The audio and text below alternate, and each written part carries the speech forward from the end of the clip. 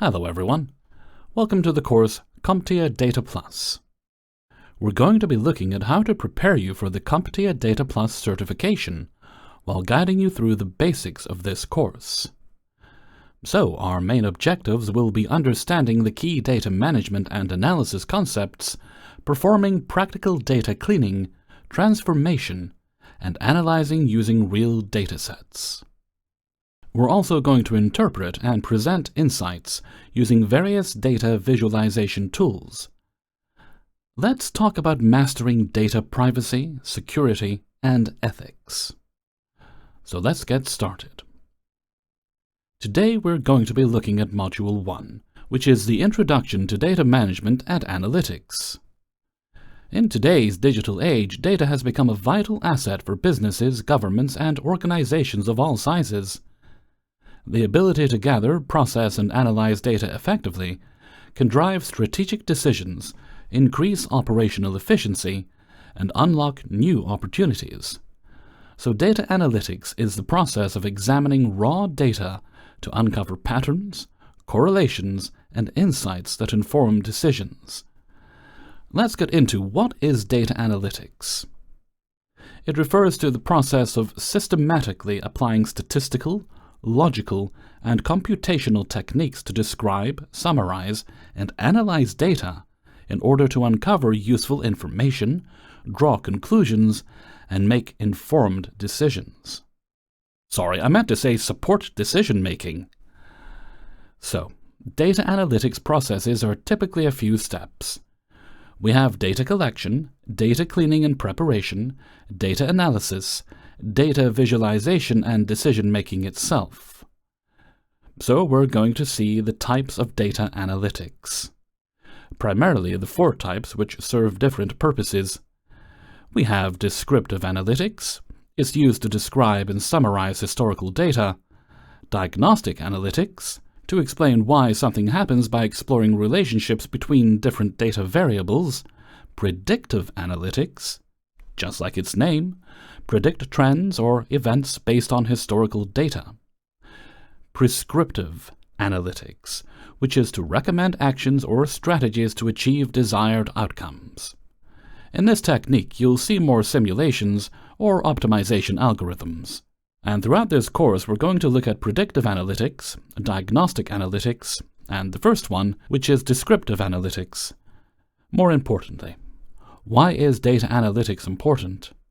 It's essential today for several reasons: informed decision-making, improved efficiency, identification of trends and patterns, enhanced customer service or experience, risk management, predicting future outcomes, which is very important. Probably in banks, we may need to assess pre-credit risk or loan risk for loan applicants. Data analytics can be applied in any field you can think of, whether it's in banking, healthcare, retail, marketing, sports, or anything else. So our main focus in this course is data-driven decision-making in business. Business intelligence is a system that enables businesses to gather, analyze, and visualize data to make informed decisions. These systems are powered by data analytics. They can also be used in the business for KPIs. KPIs are metrics used to track and measure the performance of a business. So data analytics helps identify the right KPIs to measure success. In the company, it can also use predictive and prescriptive analytics to drive strategy. So it will actually help give strategic decisions on how to respond to these trends or threats. So this is all about an overview of data analytics, or an introduction to it. We can see that data analytics helps organizations make data-driven decisions that can improve business outcomes. And we mentioned descriptive, what happened, diagnostic, why it happened, predictive, what could happen, prescriptive, what should be done. So we saw the importance of data analytics and how it could help in different sectors. By mastering data analytics, you individually, or as an organization, can gain a competitive advantage in solving complex problems, and in making informed decisions that could ultimately lead to better outcomes. So in our next lesson, we're going to look at types of data and how data comes in different forms. See you in the next class. Thank you.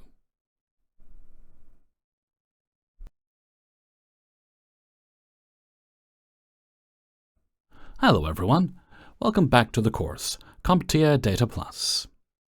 In today's lesson, we're going to be moving forward to topic 2, and we'll be looking at types of data. We're going to see what's structured and unstructured data.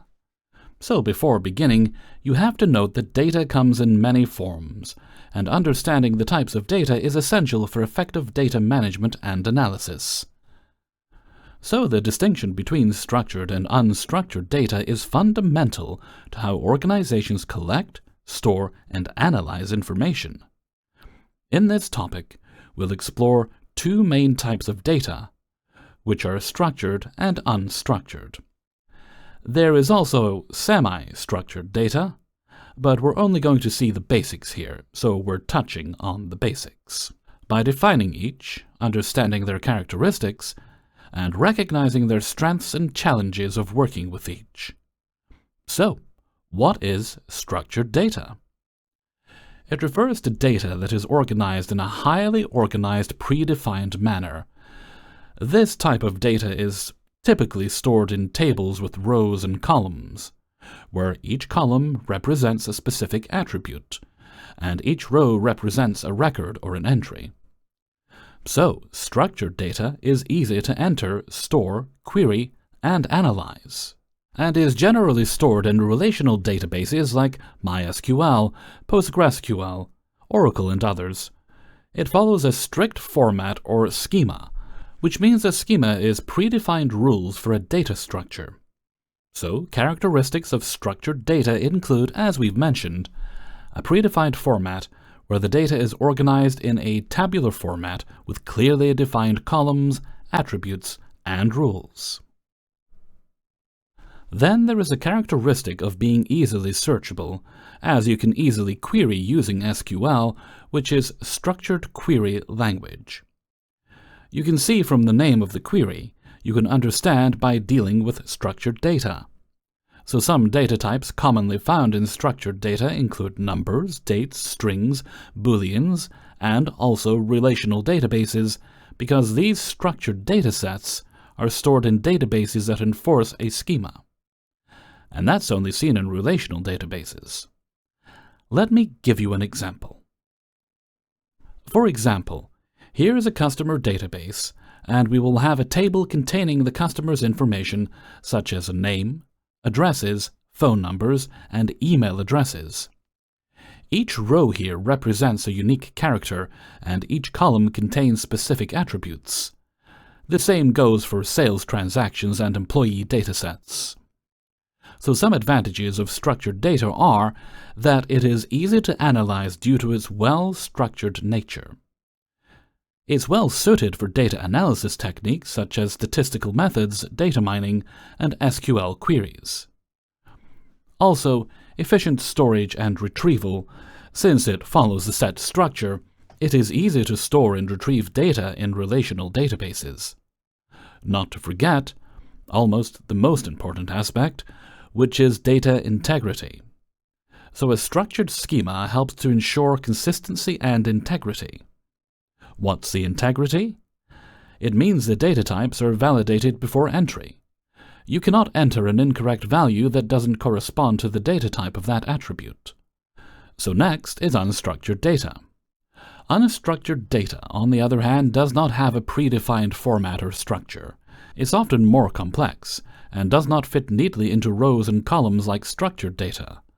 Unstructured data is often textual, visual, or multimedia content, and it cannot be easily stored in relational database without adding additional processing and organization. So unstructured data can come in various forms like text files, audio files, images, videos, and social media posts.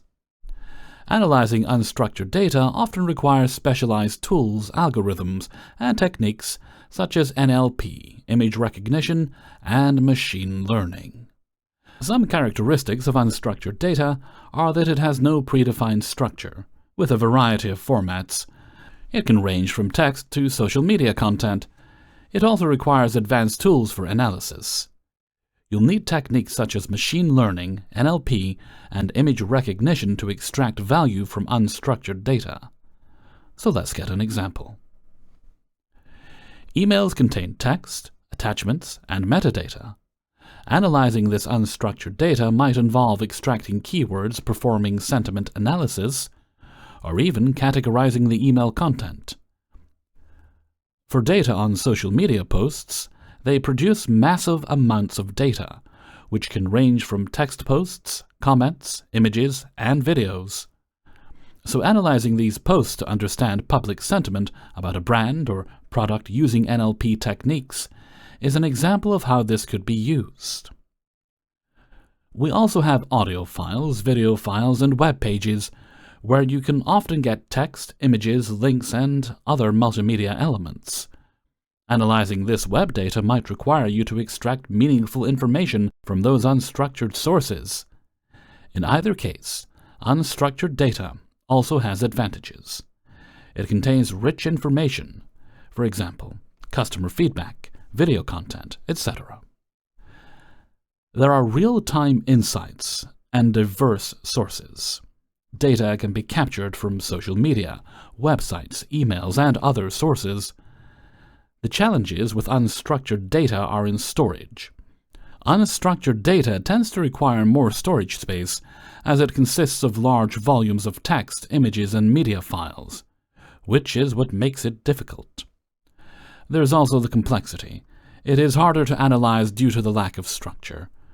You won't be able to analyze it easily, because its unstructured nature makes it more challenging to extract actionable insights without specialized tools. It can be done with specialized tools, but it's not very easy without them. And data processing often requires complex algorithms or sophisticated techniques like machine learning algorithms, NLP, and even other AI-based techniques. Here's the difference between structured and unstructured data. You can go through it. I've mentioned it before, along with the challenges and advantages. Taking into consideration that data comes in various forms, the ability to distinguish between structured and unstructured data is critical in data management. While unstructured data is very difficult to store, query, and analyze using traditional tools or basic tools, structured data offers a wealth of untapped insights, but is difficult to manipulate. It can require complex techniques for processing. Both types are valuable, and modern analytic systems integrate both to derive comprehensive insights. In our next lesson, we shall be looking at the data life cycle. After that, we will look at some key roles in data analytics. You're probably entering the field of data analytics and do not know which job position you would like to pursue. Or you might have several positions in mind, but you're unsure about the specific roles and what they entail.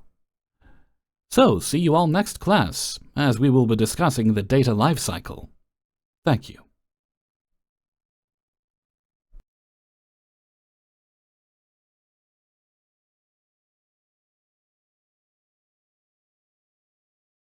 Hello everyone, welcome back to the course. Welcome to your CompTIA Data Plus. In today's lesson, we'll be looking at the data lifecycle. The data lifecycle is the series of stages that data goes through from the initial collection to its eventual archiving or deletion. The lifecycle encompasses all processes from data collection, storage, processing, analysis, and conjunction. Understanding the data lifecycle is essential for effective data management, ensuring that data is handled properly at every stage to meet business goals and comply with legal and ethical standards. The data lifecycle refers to the stages through which data processes from its creation to its end of life. These stages can vary slightly depending on the organization, but the basic structure remains similar. The key stages, before being modified by the organizations, are data collection, data storage, data processing, data analysis, data evaluation, data archiving, and data deletion. Mostly you're going to see, or in most organizations, you're going to see them just use data collection, data processing, data analysis, and data visualization. They don't really do data archiving and data deletion or destruction. So what is data collection? It is the first or initial stage of the data lifecycle, where raw data is generated or gathered from various sources. We have seen the types of data from structured to unstructured data, and where it can be found. The sources could include sensors, IoT devices, manual entry through forms or data feeds from API services or more. You can even do web scraping.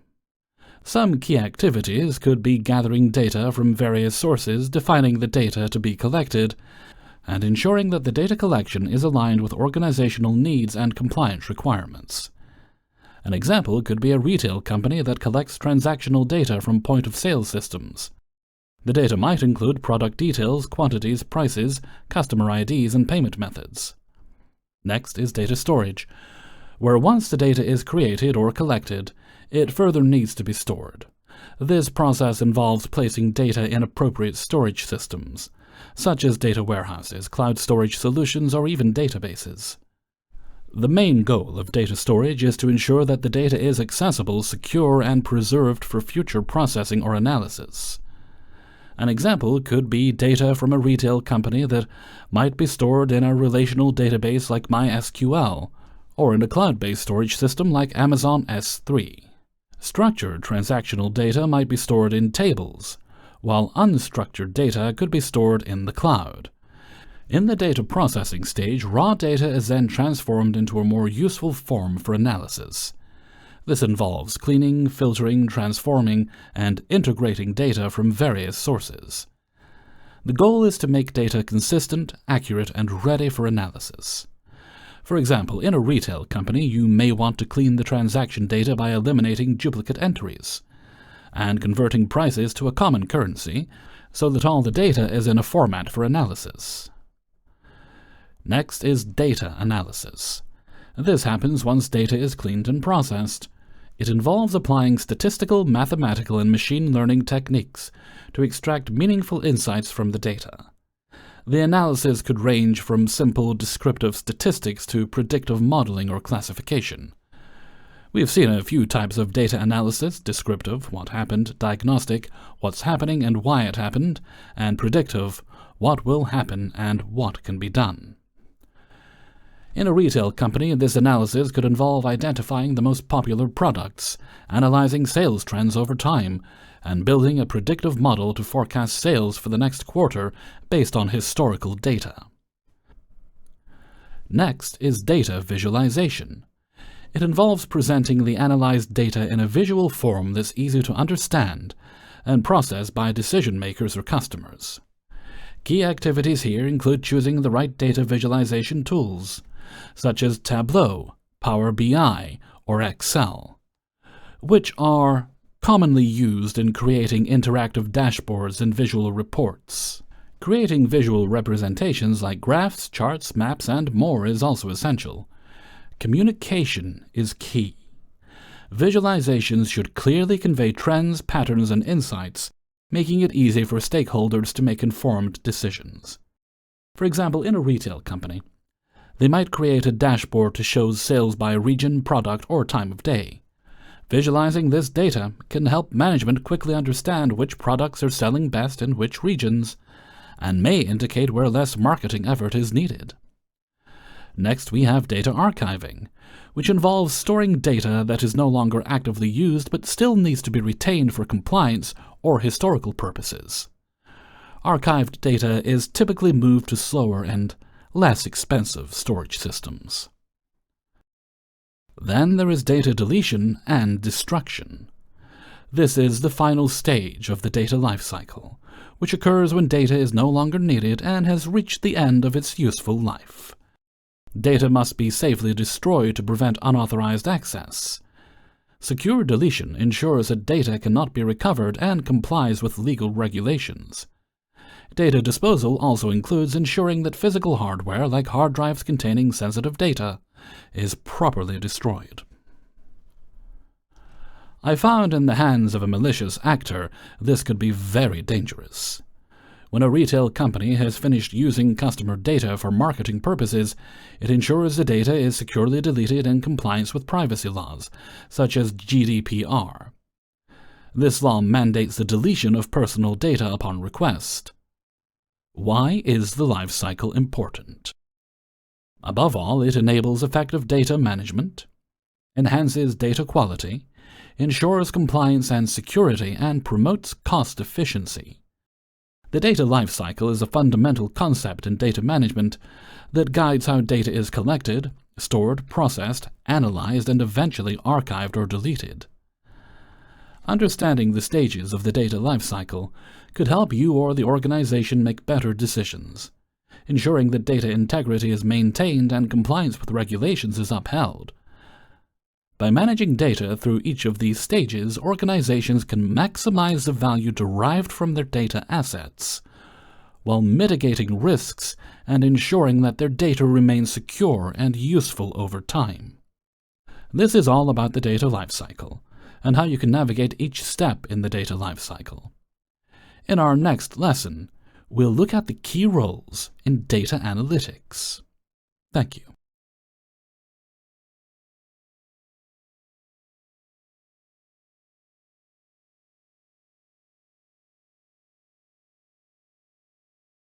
Hello everyone, welcome back to CompTIA Data Plus. In today's lesson, we're going to conclude Module 1, which was an introduction to data management and analytics, by looking at key roles in data analytics. Data analytics is a collaborative effort involving a variety of specialized roles that each contribute to different aspects of data pipelines. These roles span from data collection and cleaning to advanced analysis and visualization. The success of any data-driven initiative depends on the people who manage, interpret, and make decisions based on the data. In this topic, we'll be exploring key roles in data analytics and their specific responsibilities. Some key roles in data analytics include data analysts, data scientists, data engineers, BI analysts, business intelligence analysts, data architects, machine learning engineers, data governance and compliance specialists, and chief data officers, CDO. Let's start with the data analyst. Their responsibility is gathering, cleaning, and analyzing data to help businesses make informed decisions. They typically work with structured data, generating reports and insights by querying databases and creating basic visualizations. Their tasks include cleaning data, conducting exploratory data analysis, EDA, and using tools like SQL, Excel, and Tableau to visualize the data. They then present data insights and recommendations to stakeholders. Required qualifications and skills include knowledge of statistics, proficiency in tools like SQL and Excel, and familiarity with basic big data techniques. A data scientist is like an advanced data analyst. This role involves using algorithms, machine learning models, and statistical techniques to analyze datasets and make predictions. Data scientists often work on more complex problems than data analysts, creating models to predict future outcomes based on historical data. The skill set required for this role includes strong programming skills in Python or R, experience with machine learning libraries like TensorFlow and scikit-learn, and advanced knowledge and proficiency in data wrangling, cleaning data.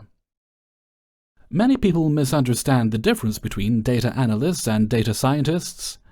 It's important to note that data scientists perform advanced analysis using more complex techniques and solve more intricate problems than data analysts.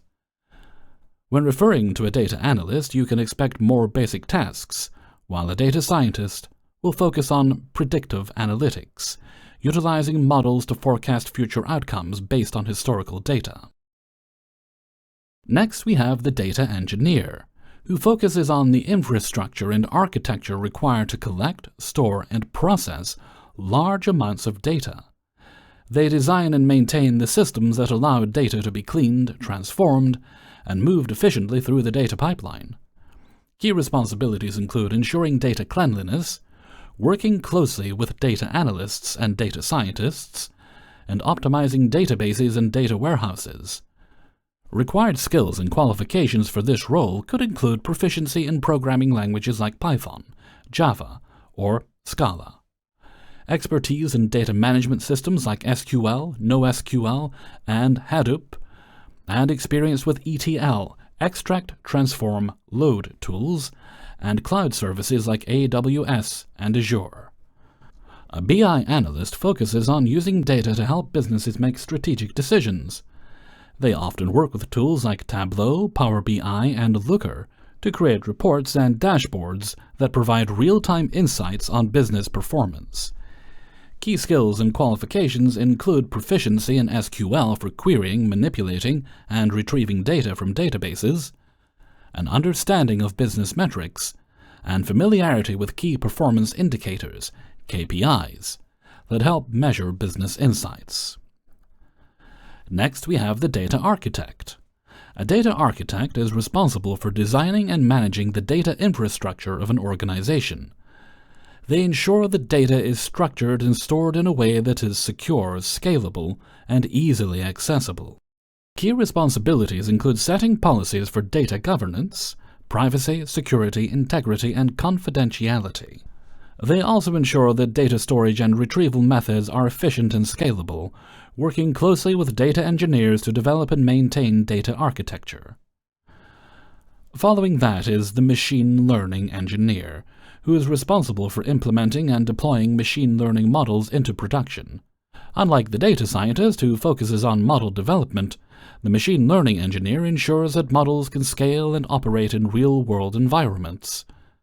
Their responsibilities include building, testing, and deploying machine learning models, optimizing existing algorithms for performance and scalability, and collaborating closely with data scientists to move models from development to production. Required skills include proficiency in machine learning frameworks and libraries like TensorFlow, Keras, and PyTorch, strong programming skills in Python, Java, C++, or R, and experience with cloud platforms like AWS, Google Cloud Platform, GCP, or Azure.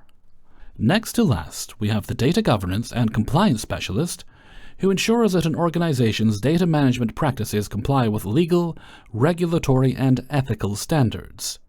They work to protect sensitive data and ensure privacy while defining data governance policies.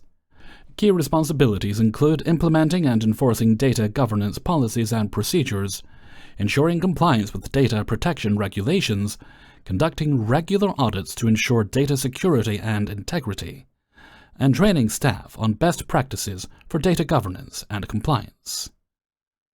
Important knowledge areas include data privacy laws and regulations, as well as data security best practices. Finally, we have the Chief Data Officer, CDO, a high-level executive responsible for the overall data strategy of an organization.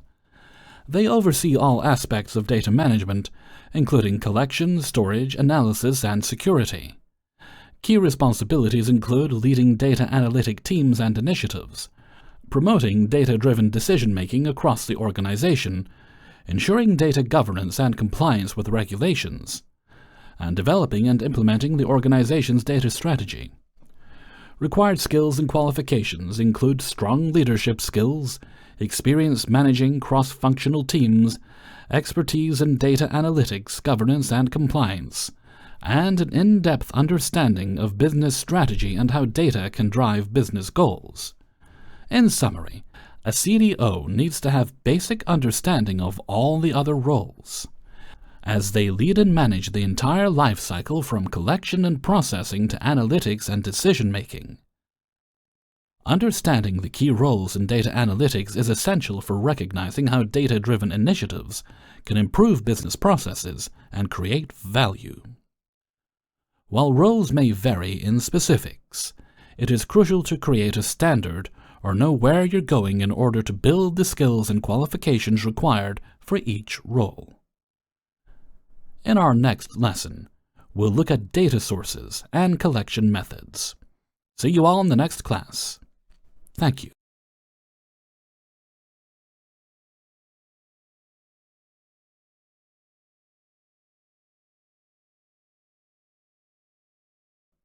Hello everyone, welcome back to the course CompTIA Data Plus. So in today's lesson, we're going to begin Module 2, Data Collection and Storage. So we're going to be looking at data sources and collection methods. First, data collection is a critical step in data analysis projects.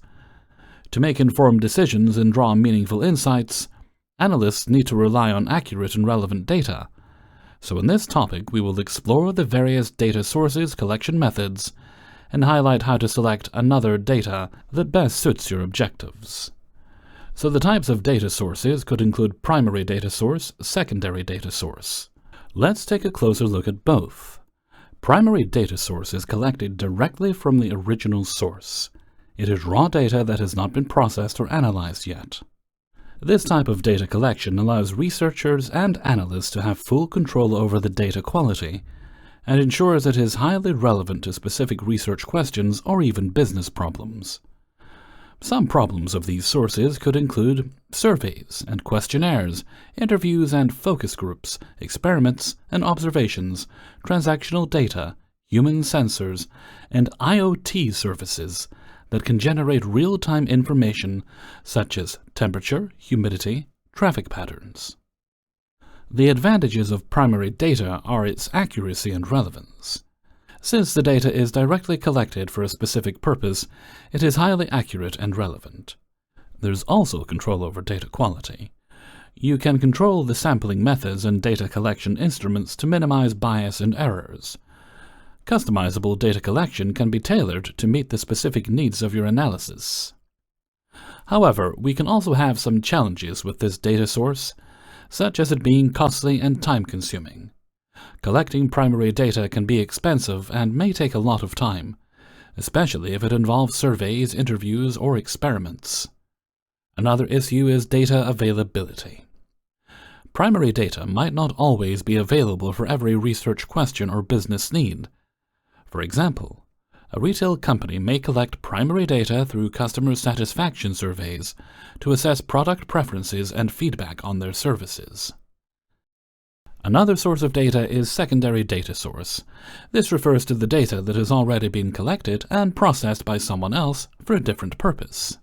This type of data is often used when primary data collection is not feasible due to time, cost, or resource constraints.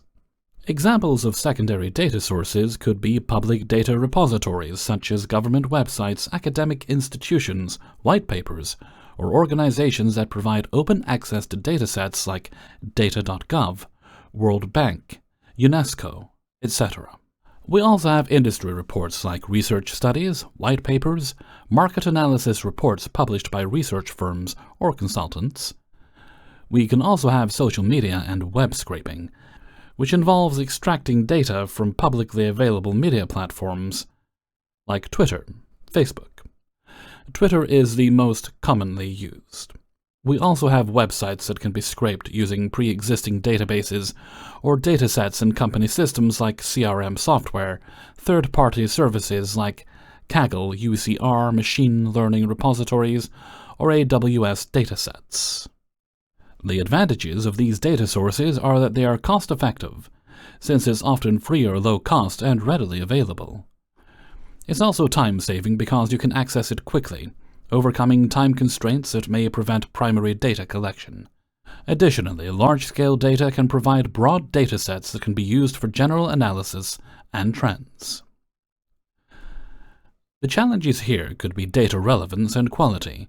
Since the data was collected for a different purpose, it might not always be directly relevant or of the highest quality for your specific analysis. You also may have no control over how the data was collected, which may lead to issues with consistency, bias, or gaps, which could require significant data wrangling. Data privacy and security are also concerns. Some secondary datasets may have privacy concerns or limitations on their usage. As we mentioned, there are some data collection methods. Once you've identified the type of data you need, you must choose a method for collecting it. The methods you choose will always depend on the data source, the scale of the data, and the specific analysis you intend to perform. For example, Surveys and questionnaires are popular methods for collecting primary data. They allow researchers to ask specific questions to a large number of people, either online or offline, and gather quantitative or qualitative data. Some of the tools used for the surveys include Google Forms, SurveyMonkey, Typeform, Microsoft Forms. You've probably seen one or two of these. Web scraping involves using automated tools to extract data from websites. This is particularly used for gathering secondary data from publicly available web pages. Tools used could include Beautiful Soup, Scrapy, Selenium. These are Python libraries. Then there's Octoparse, a web scraping tool. There are interviews and focus groups, which are also methods for data collection.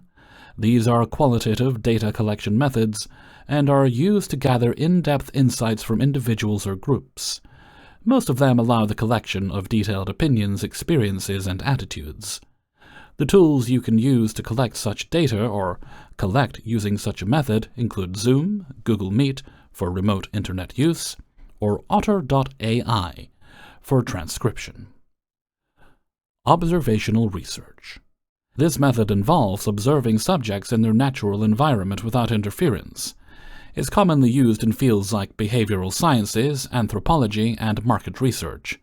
And for that, you can use video cameras, observation sheets, wearable devices, or tracking behavior. We can use eye tracking technology, or even GPS. Selecting the right data source and collection method is crucial to measuring the quality and relevance of the data you use for analysis. So primary data provides more control and relevance, but it can be resource-intensive. Secondary data, on the other hand, can be more cost-effective and quicker to access, but it may not always be as tailored to your needs. So the methods of collection you will choose depend on the research questions, data availability, and the scope of analysis. By following these practices and using the right tools, you can ensure that your data collection process is effective and efficient. In our next lesson, we're going to give an introduction to databases, how you can store and manage your data, and you will also be able to understand the difference between relational and non-relational databases. We'll see you in the next class. Thank you.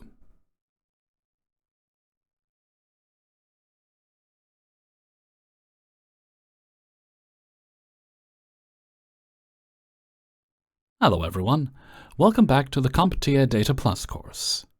Today we're going to be looking at an introduction to databases. Databases are essential for organizing, storing, and managing large amounts of data.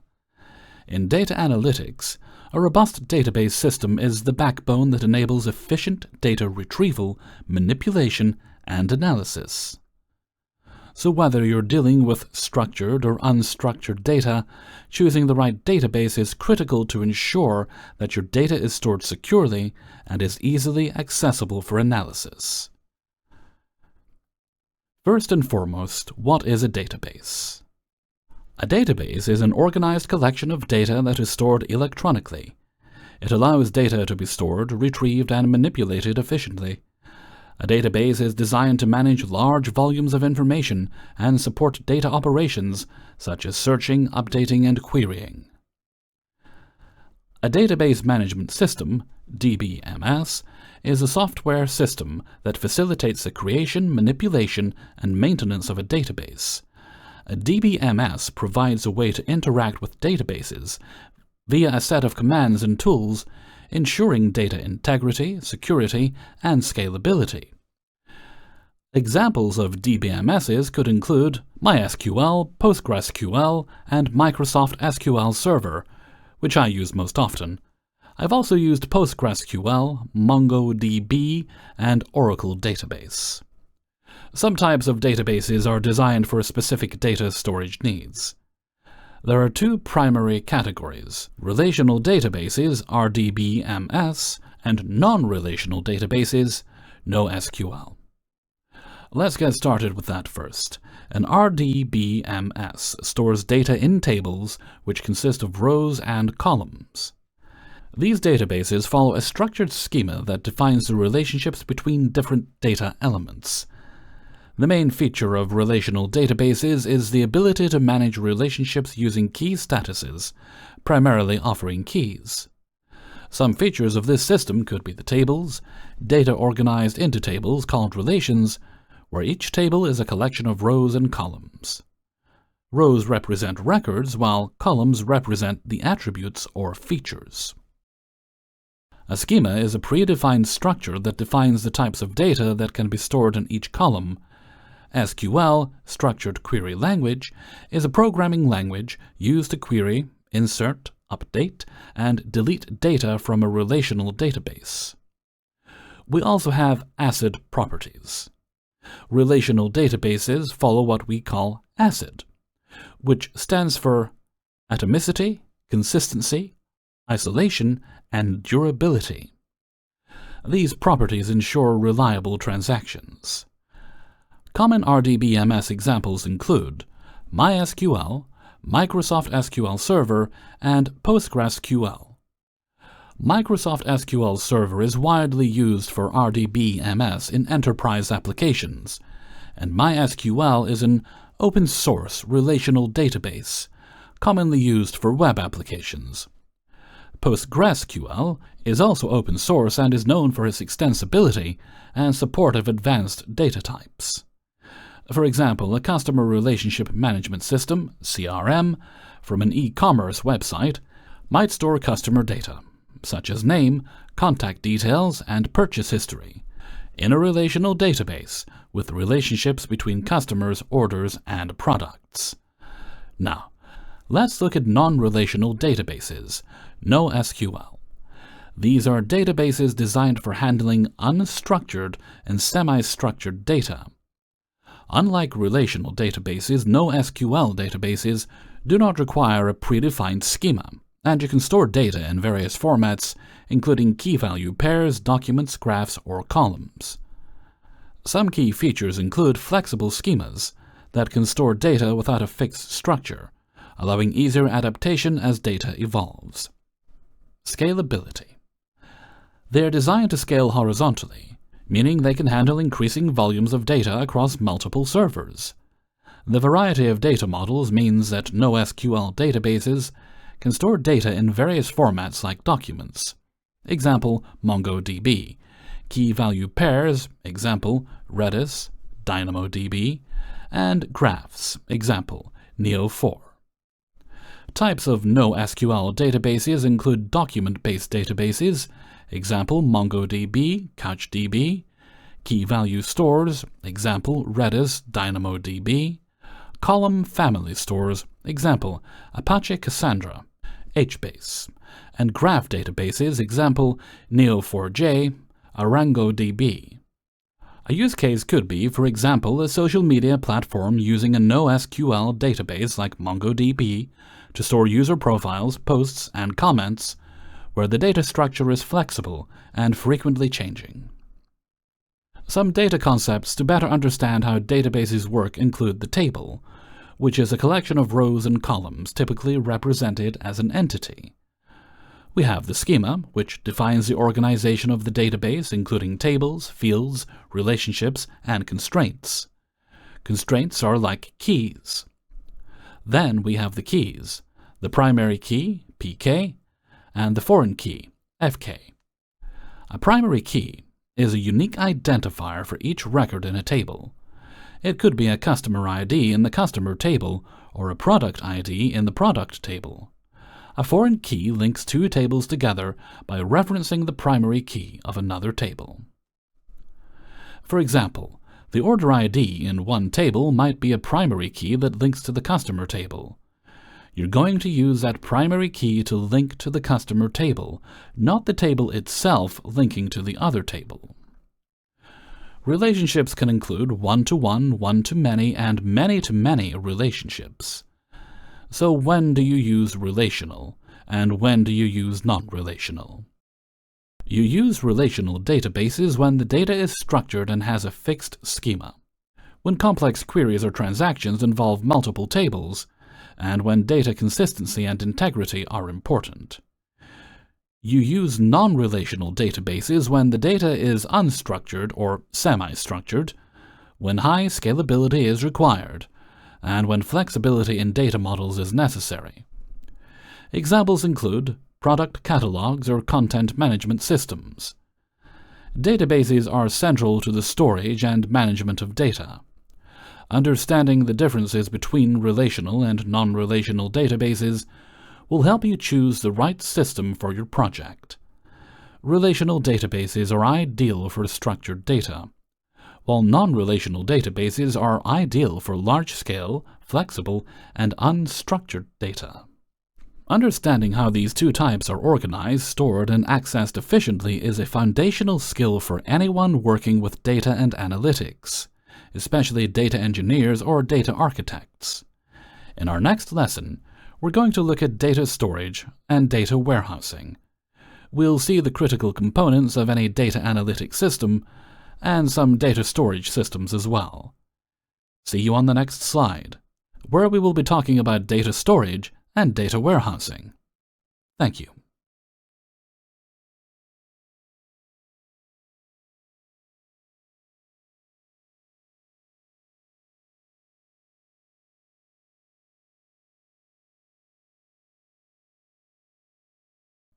Hello everyone. Welcome back to the course CompTIA Data Plus. And today we're going to be looking at data storage and data warehousing. So data storage is an essential part of the data management process, and it is crucial to ensure that data is stored securely, is easily accessible for analysis, and can be retrieved when needed. Data warehousing is a specialized type of data storage. It's used to store large amounts of historical data from various sources, making it easier to perform complex queries and analysis. So, let's get to the still definition of data storage. It refers to the processes and technologies used to store data digitally.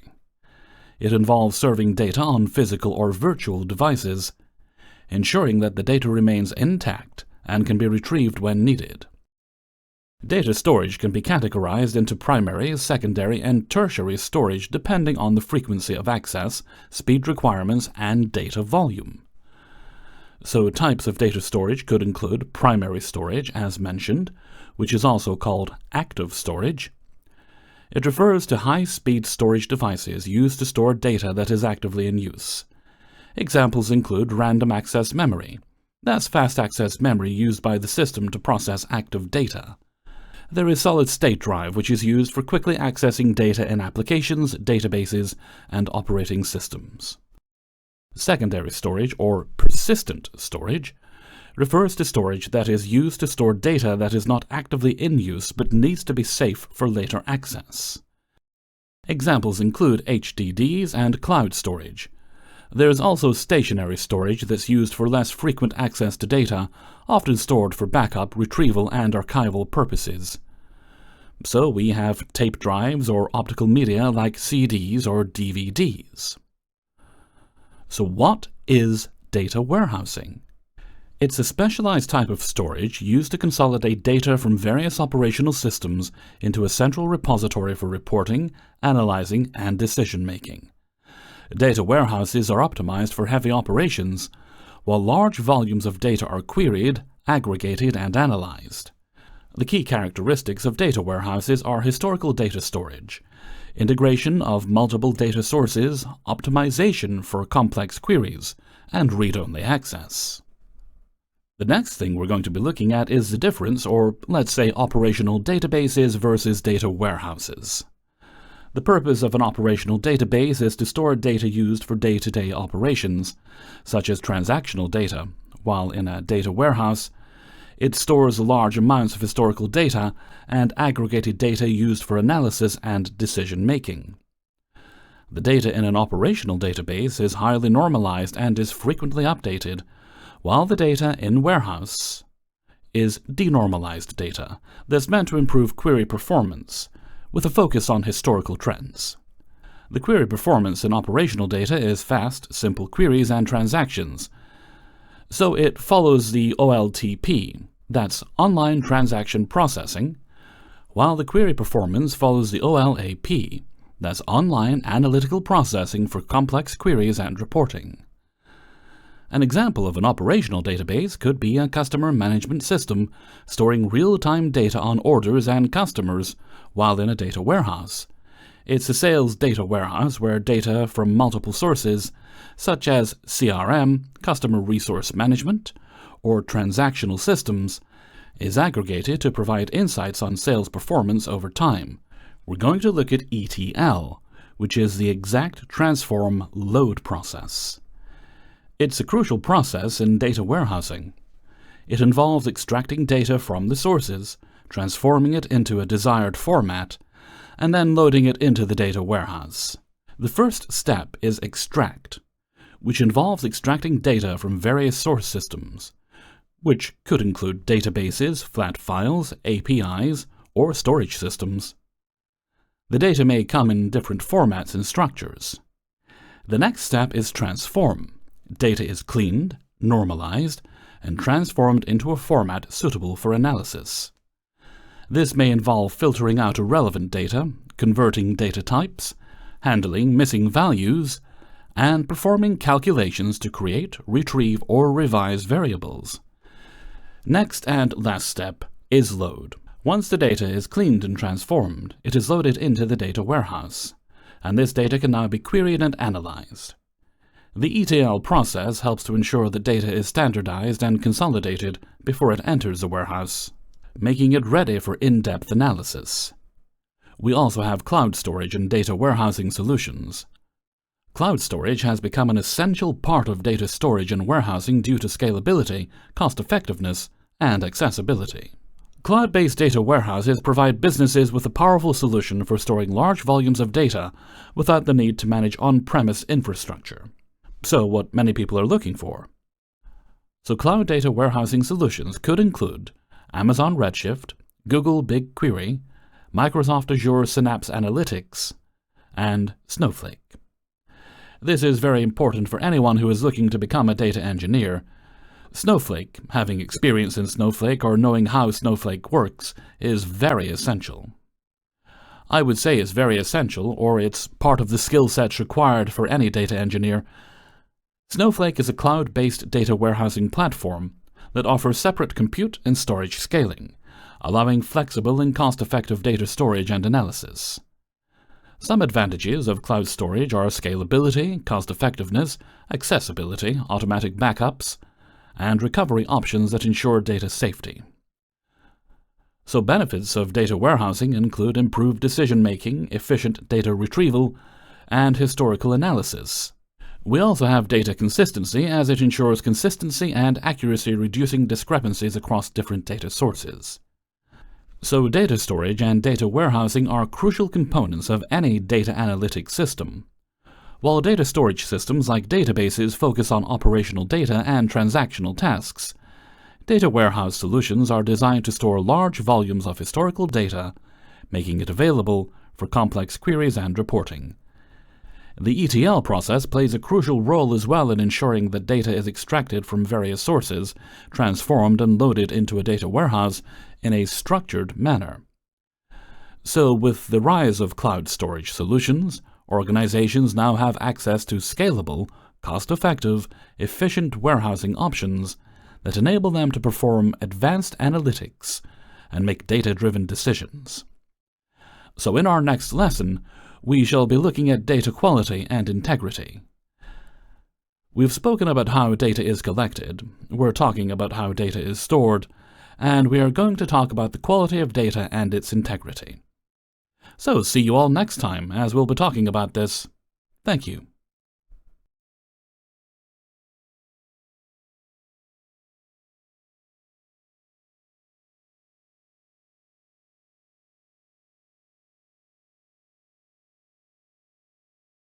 (2.4) Data Quality and Integrity. Hello everyone, welcome back to the course CompTIA Data Plus. In today's lesson we're going to be looking at data quality and integrity. Data quality and data integrity are two foundational aspects of effective data management. High-quality data is crucial for making informed decisions, performing true analysis, and driving business success. However, poor data quality can lead to misleading results, faulty conclusions, and ultimately, poor decision-making. Similarly, data integrity ensures that data remains accurate, consistent, and trustworthy throughout its life cycle. So what is data quality? It refers to the condition of the data and its fitness for use. High-quality data should meet several essential criteria, making it accurate, complete, reliable, and relevant for the purpose at hand. Data quality is important because poor quality data can lead to inaccurate analysis, flawed insights, and incorrect business decisions. Key dimensions of data quality include accuracy, which means the data must reflect the real-world values it is intended to represent. Completeness, where the data should be fully populated, meaning there should be no missing values for critical attributes such as date of birth, addresses, and age. Consistency, where data should be consistent across different systems or databases and timelines, where data must be up to date and available when needed.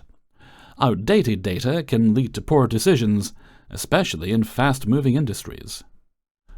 Validation. The data should conform to defined formats, types, and constraints.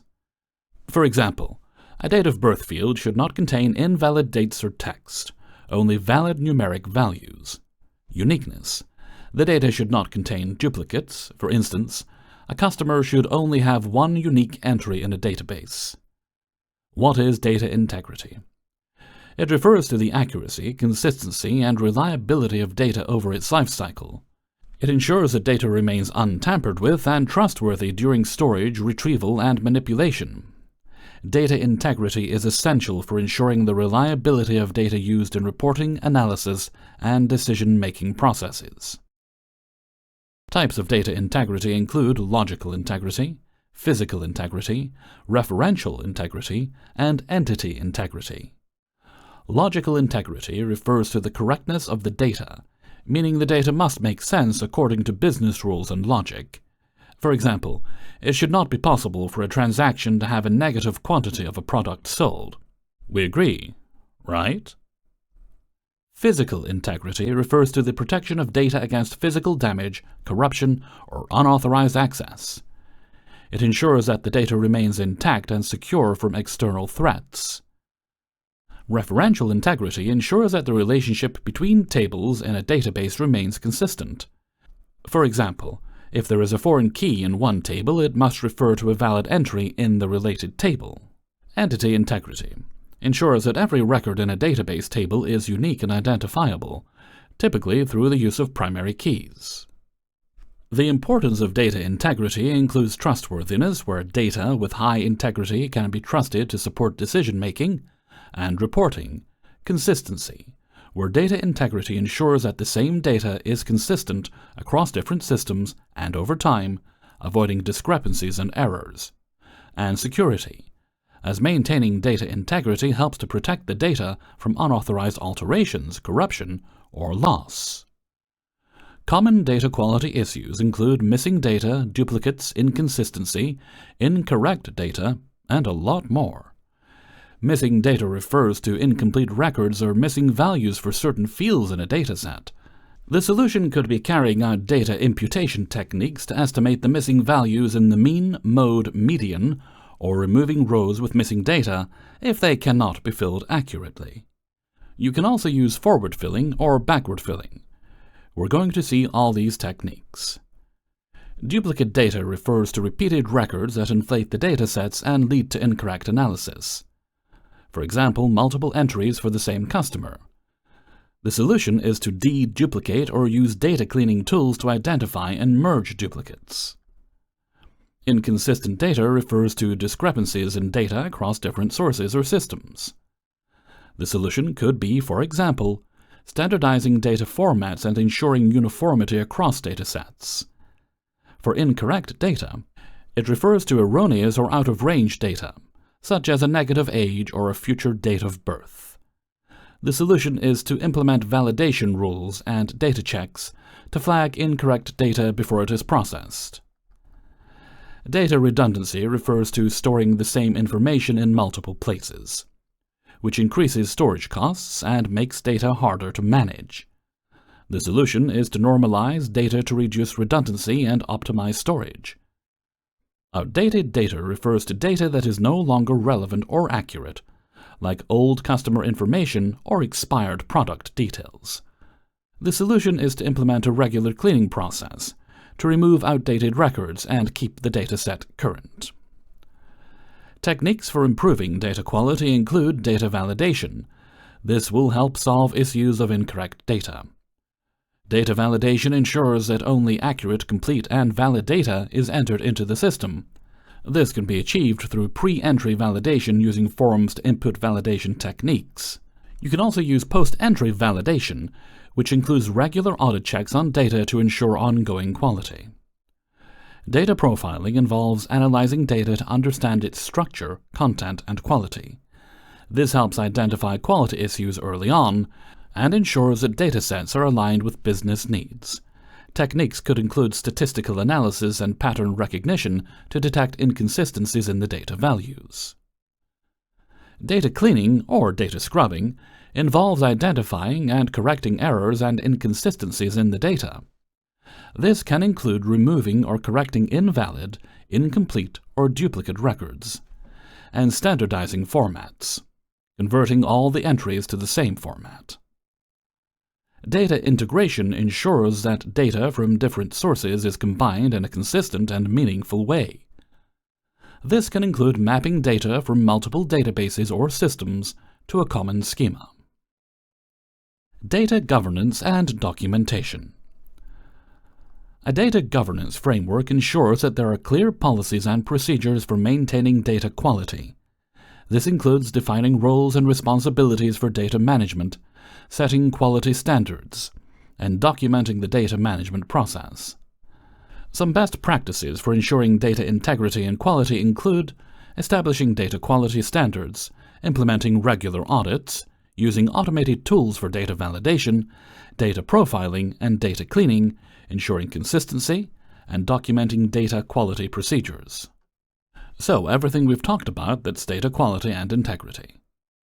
We've seen how vital it is to ensure that our data is accurate, consistent, and reliable. With high-quality data, businesses can perform more accurate analytics, improve operations, and gain a competitive advantage in the market. In our next lesson, we're going to look at analysis techniques. And the first one we'll see is descriptive versus inferential statistics. We've seen descriptive analysis when we were talking about the types of data analysis we could have. See you on the next slide, as we'll be exploring descriptive and inferential statistics. Thank you.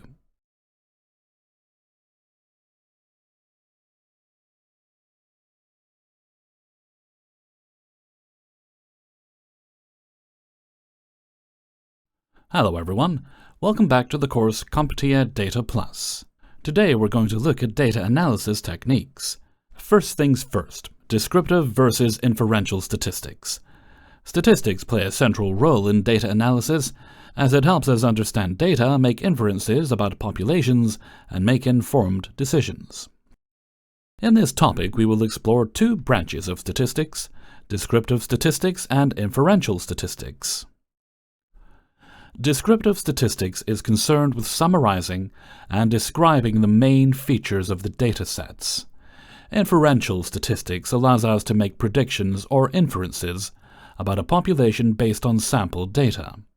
So both types of statistics are essential in a data analyst's toolset.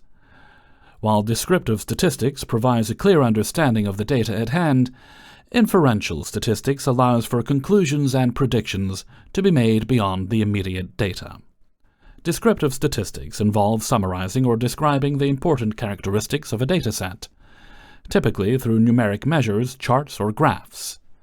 These techniques are used to present the basic features of data, providing simple summaries and patterns. The key measures could be measures of central tendency, where we look at the mean. The average is the sum of all points divided by the number of data points. Median, the middle value of the dataset when it is stored in ascending or descending order. And if there is an even number of data points, the median is the average of the two middle numbers. The median is less affected by outliers than the mean. That's why in most cases, when you have a dataset with a lot of outliers, we always use the median. The mode refers to the values that appear most frequently in the dataset. The dataset could have multiple modes. It could be bimodal, multimodal, or have no mode if all values occur with the same frequency. For measures of variability, we look at the range, which is the difference between the highest and the lowest values in the dataset. Variance is the average squared difference between each data point and the mean, and it gives an indication of how spread out the data is. We also have standard deviation, which is the square root of the variance, and provides a measure of how spread out the data is, in the same units as the data itself. Visualization refers to graphs or plots such as histograms, box plots, bar charts, and pie charts. When to use descriptive statistics? You need it to summarize large datasets in a manageable way, identify patterns or trends within the data, and understand the distribution, spread, and central values of your data. So we'll use a sample dataset and apply descriptive statistics techniques using Python. So let's begin by importing our various libraries. Then we will use a sales dataset that we have predefined over a period of time to demonstrate how these descriptive statistics work. So here we can see we'll commit the data to the pandas series, and then we calculate the measures of central tendency and the measures of variability. We can also do that by printing all of them. Let's try to see these. You can print the mean sales, median sales, mode sales, and any others you would like. We can also visualize the distributions of sales using a box plot to better understand the spread and any outliers. Here's how a box plot looks like. So we have the highest, the lowest, first quartile, the fourth quartile, and this is the interquartile range. This is also the median or the mean. I forget which one it is. So, the box plot provides a graphical representation of the distribution, showing the median, the range, the potential outliers. So probably this is the median. And then there are no outliers here because if there were an outlier, it would have been displaced either below the lowest value or above the highest value. Then let's move to inferential statistics. We're going to learn a bit about it. It involves using data from a sample to make generalizations or predictions about a larger population. While descriptive statistics describe what the data shows, inferential statistics enable analysts to make conclusions, going beyond the data at hand, often using probability theory. Some techniques include sampling the population.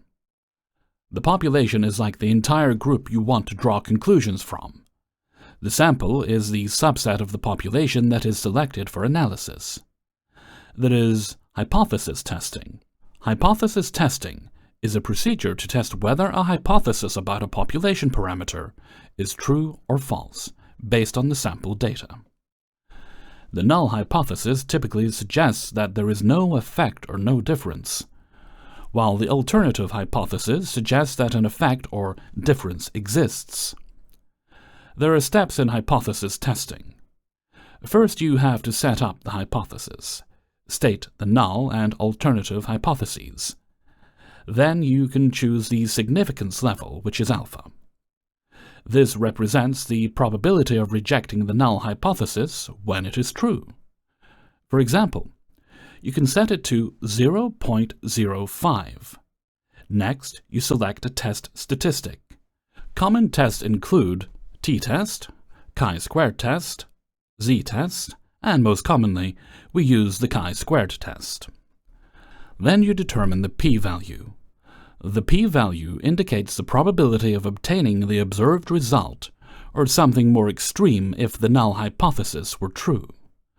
Finally, we make a decision. If the p-value is less than alpha, you reject the null hypothesis. Otherwise, you fail to reject it.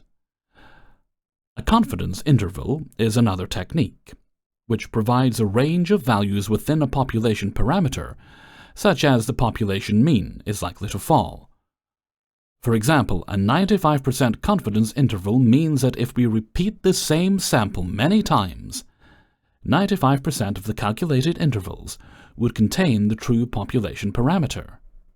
The formula for a confidence interval is as follows. Another technique is regression analysis. Regression is a technique for modeling the relationship between variables. The simplest form is linear regression, which is used to predict the dependent variable based on the independent variable. It follows this straight-line formula. So let's say we want to test if the average sales of our dataset are greater than 250. We're going to start by setting up a hypothesis. The null hypothesis would be that the mean sales are equal to 250. The alternative hypothesis is that the mean sales are greater than 250. Now we have to perform a one-sample t-test. We're going to use the scipy.stats library to perform the one-sample test. Let's run this and see what we get. Since the p-value, 0.673, is greater than 0.05, we fail to reject the null hypothesis. This means that there is not enough evidence to support that the average sales are greater than 250. Next is the confidence interval. So we're going to calculate the confidence interval for the mean sales to get the range where the true population mean likely lies. From here we can see that the interval is from 224.87 to 287.12. I calculated it before and it gave this, which is not that far, but we can arrange it as 225.28 and 287.18. So it tells us that with 95% confidence, the true mean of the population from which this sample was generalized is between 225.28 and 287.18. So here are some differences between descriptive and inferential statistics.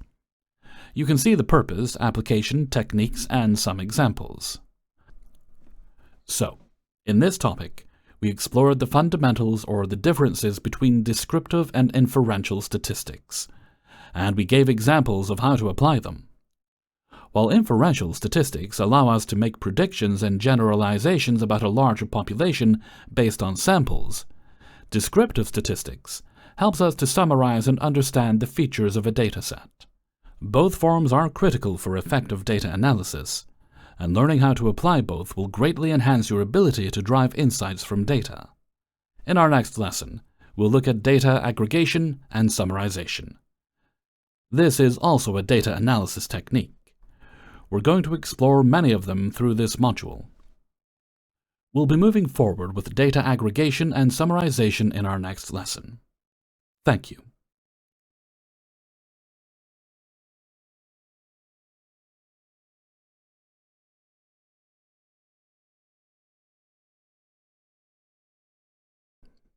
Hello everyone. Welcome back to the course CompTIA Data Plus. Today we are going to be looking at data aggregation and summarization. Data aggregation and summarization are essential techniques used to analyze and derive insights from large datasets. These techniques allow you to transform raw data into meaningful summaries that highlight trends, patterns, and outlines. Let's say you have a bunch of mixed thread, right? They're mixed up in various colors: green, red, yellow, and blue. What these techniques do is turn that raw data into something meaningful, such as grouping the red ones on one side, blue ones on another, and so on. This is similar to how data aggregation works. You take raw, unorganized data and transform it into something useful, beautiful, and insightful. Data aggregation is the process of combining multiple data points into a single value, such as summing up sales or averaging temperature over time. Data summarization refers to techniques for describing the essential features of a dataset, often using aggregated values. Let's demonstrate data aggregation using pandas. We will use a sale dataset to show data aggregation techniques. We will load the dataset and start grouping the data by specific categories, such as regions. Then we apply aggregation functions like sum, min, count, and others to summarize the data. For example, we have a dataset with columns: region, month, and sales. We want to aggregate data by region. For each region, we calculate the total sales. If you group by the region column and apply the sum function, you'll get the total sales for each region. For example, in the North region, we sum 200 plus 230 equals 430 sales. We can also perform multiple aggregations at once, such as calculating the sum, mean, and count in a single step. For example, in the North region, the sum of sales is 430. The average, mean, is 215, and the count is 2, since we have 2 data points from the North region. In some cases, we want to aggregate data based on multiple columns. For instance, we may want to see sales data grouped by both region and month. Using the group_by function with 2 parameters, region and month, we can aggregate sales for each region and month combination. Next, let's discuss pivot tables. Pivot tables are a useful tool for multi-dimensional analysis of data. In Python, we can create a pivot table using the pd.pivottable function. This allows us to aggregate and view data across multiple dimensions, such as sales by region and month. After aggregating data, it's often helpful to summarize it further with descriptive statistics, such as mean, median, and standard deviation. To summarize aggregated data in Python, we can use the describe function. This will provide key statistics including count, mean, standard deviation, min, max, and quantiles. In summary, we have seen how to aggregate and summarize data using pandas. These techniques help inform raw data into insightful summaries, which are essential for effective data analysis. In our next lesson, we'll explore data visualization techniques, including how to present data using figures, maps, and charts to help non-technical audiences understand the information and make decisions. See you in the next class. Thank you.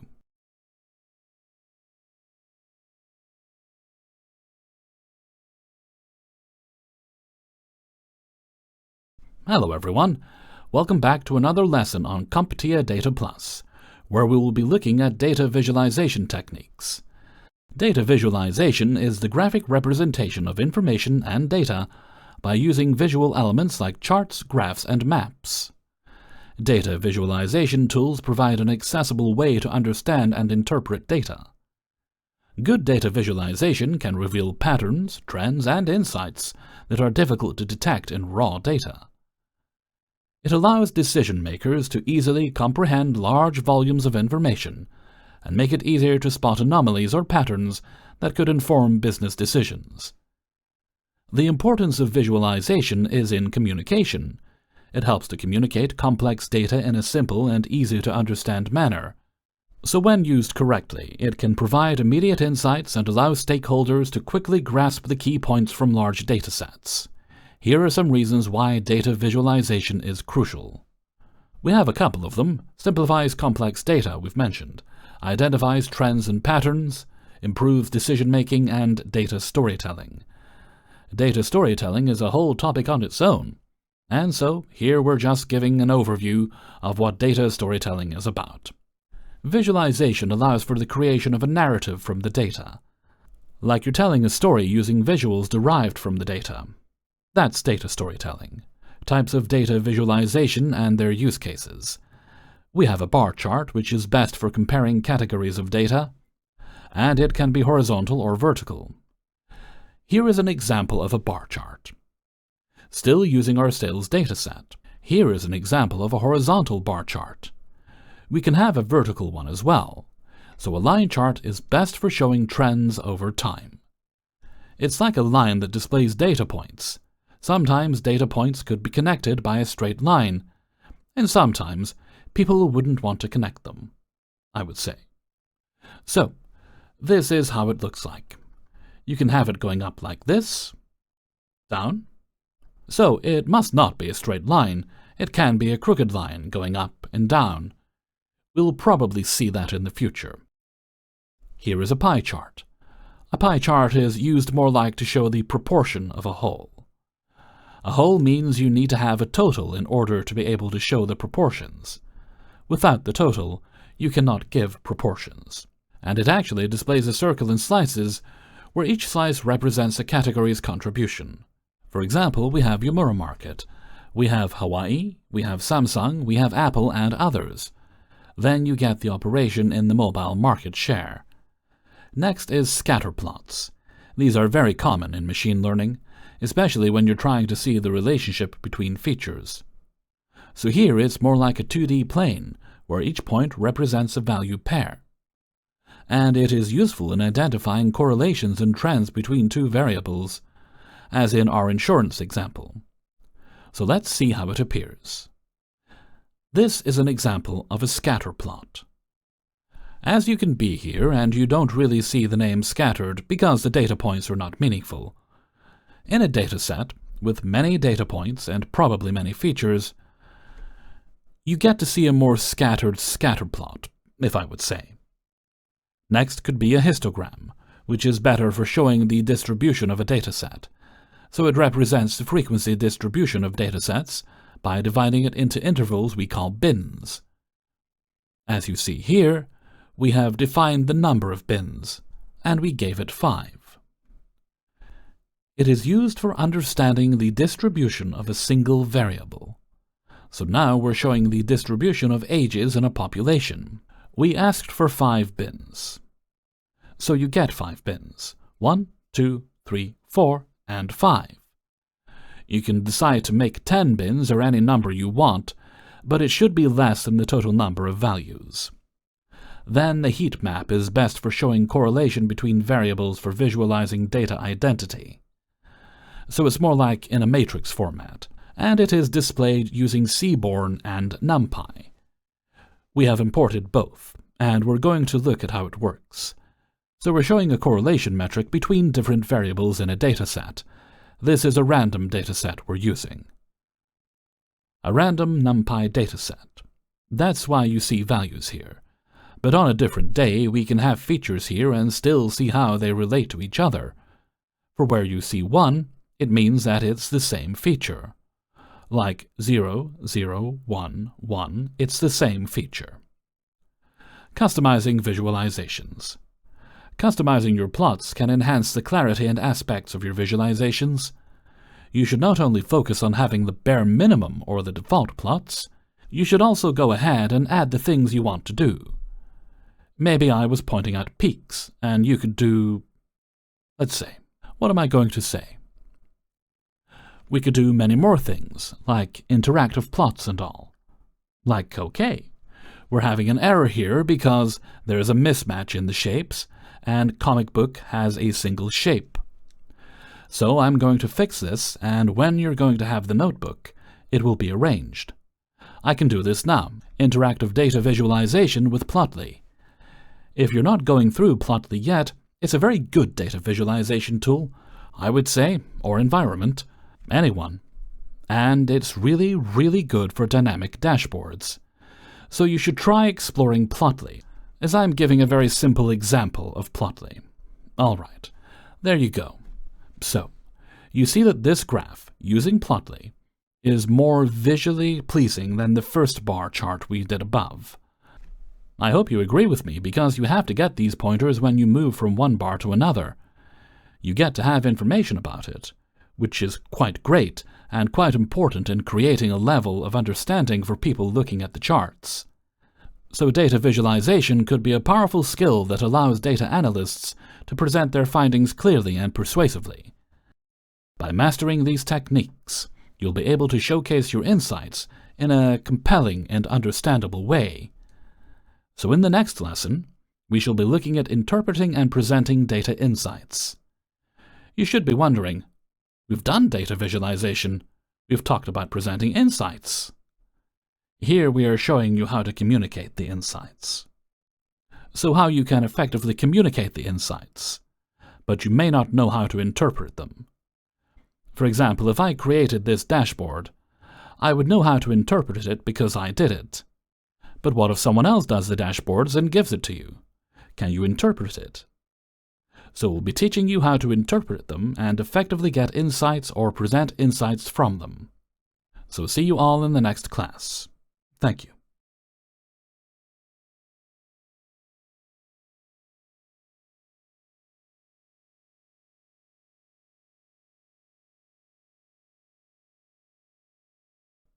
Hello everyone, welcome back to another lesson on CompTIA Data Plus. Today we will be looking at interpreting and presenting data insights. Data analysis and visualizations are only the first steps in making data actionable. After you've analyzed and visualized the data, the next crucial step is interpreting the insights and presenting them in a way that is both understandable and persuasive. Interpreting data involves looking beyond the raw numbers to identify patterns, correlations, and trends.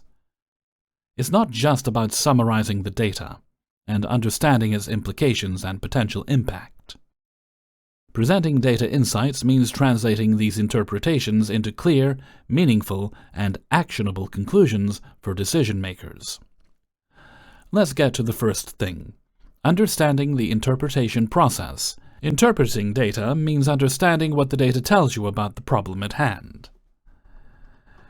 It's more of a process of analyzing the data from different angles and drawing an improved conclusion based on that fact. Some key steps include defining the question. What are you trying to solve? Look for the pattern, identify the trends, the correlations, the abnormalities, and the relationships. Understand the context.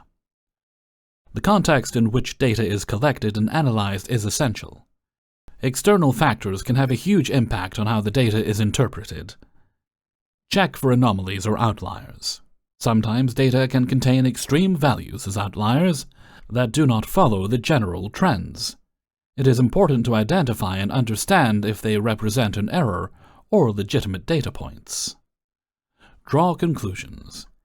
Based on the analysis, you could draw actionable conclusions, and these conclusions should be backed by the data. Next are the best practices for presenting data insights. Let's say you've interpreted the data and you've drawn insights. It's time to present those insights. A good presentation of data insights should be clear and concise. You should avoid overloading the audience with technical jargon. It should be simple, straight to the point, and easy to understand. Tell the story. Data should be presented in a way that tells the story, guiding the audience through the insights in a logical and engaging way. Support your findings with visuals. Visuals are important as visualization can enhance understanding and support your conclusions. When presenting data, use charts, graphs, and tables to highlight key insights. Focus on the key insights. Avoid overloading with unnecessary details. Just focus on what is important to drive decision-making, then provide actionable recommendations. Data analysis alone is not enough. Decision-makers need to know what steps to take based on the analysis you've done. Some best practices for presenting insights include starting with the story, using simple language, using visuals, and highlighting the takeaways. Let's look at crafting a compelling data story. Crafting a data story is the art of turning raw data into a narrative that is both informative and engaging. That is data storytelling, which is a process of combining data analysis with narrative techniques to tell a story that helps the audience understand the insight and make decisions based on those insights. A good data story should have a clear beginning, middle, and end. The middle should present the data analysis and key insights, and the end should conclude with actionable recommendations or decisions that need to be made based on the data. Let's have an example. The problem could be that the company wants to understand why customer churn has increased in the past year. We analyze the data. We analyze customer data, including demographics, purchasing habits, and engagement, and find that churn is the highest among customers who purchased less frequently. Conclusion: we recommend increasing customer engagement efforts and launching loyalty programs to target at-risk customers. The goal of data storytelling is to make your insights relatable and relevant. You want to help your audience visualize your problem, follow your analysis, and understand the actions they need to take. The role of context in detailed interpretation. We've mentioned context here above. We've mentioned context somewhere above or here. Yeah, understanding the context. So we're going to look at that. The role of context. The context in which data is collected and analyzed is essential for making meaningful interpretations. Without context, data can be misleading or misinterpreted. Questions to ask when considering context: who collected the data? When was the data collected? Where was the data collected? What were the conditions during data collection? Let's say you're analyzing a data set about employee satisfaction across different branches of a company. If we don't account for the fact that one branch was newly opened and the other has been around for 10 years, we might misinterpret the data, presenting insights using Python and visualization. We talked a lot, so let's get into what's practical. Step 1 talks about creating key visualizations to back up insights. So we're going to use Python to show this. Analyzing sales performance with a line chart. We've analyzed sales data and we want to present the insight showing performance across different months. You can easily interpret that the highest sales were made in December, and there was a slight decrease in sales in the month of July. However, it wasn't as bad as in the month of May. That's how you get to interpret them. Highlighting insights in the data. Maybe someone doesn't really see it exactly. He has to go through these coming down, I don't know. So, we're going to highlight insights in the data such that you'll be able to see them directly. For example, here we've highlighted that the campaign got launched in the month of June. For the first time, the sales decreased, but not as much as the sales in May, and started increasing with a little decrease. From the month of October, the sales kept increasing until the highest sales were recorded in December. That's what you get with interpreting data and presenting insights. By following these guidelines, you'll be able to not only analyze and visualize, but also present your findings in a way that resonates with your audience and drives actionable decisions. That was just a simple example. In our next lesson, we are going to look at common data issues. We have talked about raw data being raw, so we're going to look at the common issues we can have in data. We will see how data cleaning can be done on such data. So stay tuned for the next slide, as we'll be exploring common data issues. Thank you.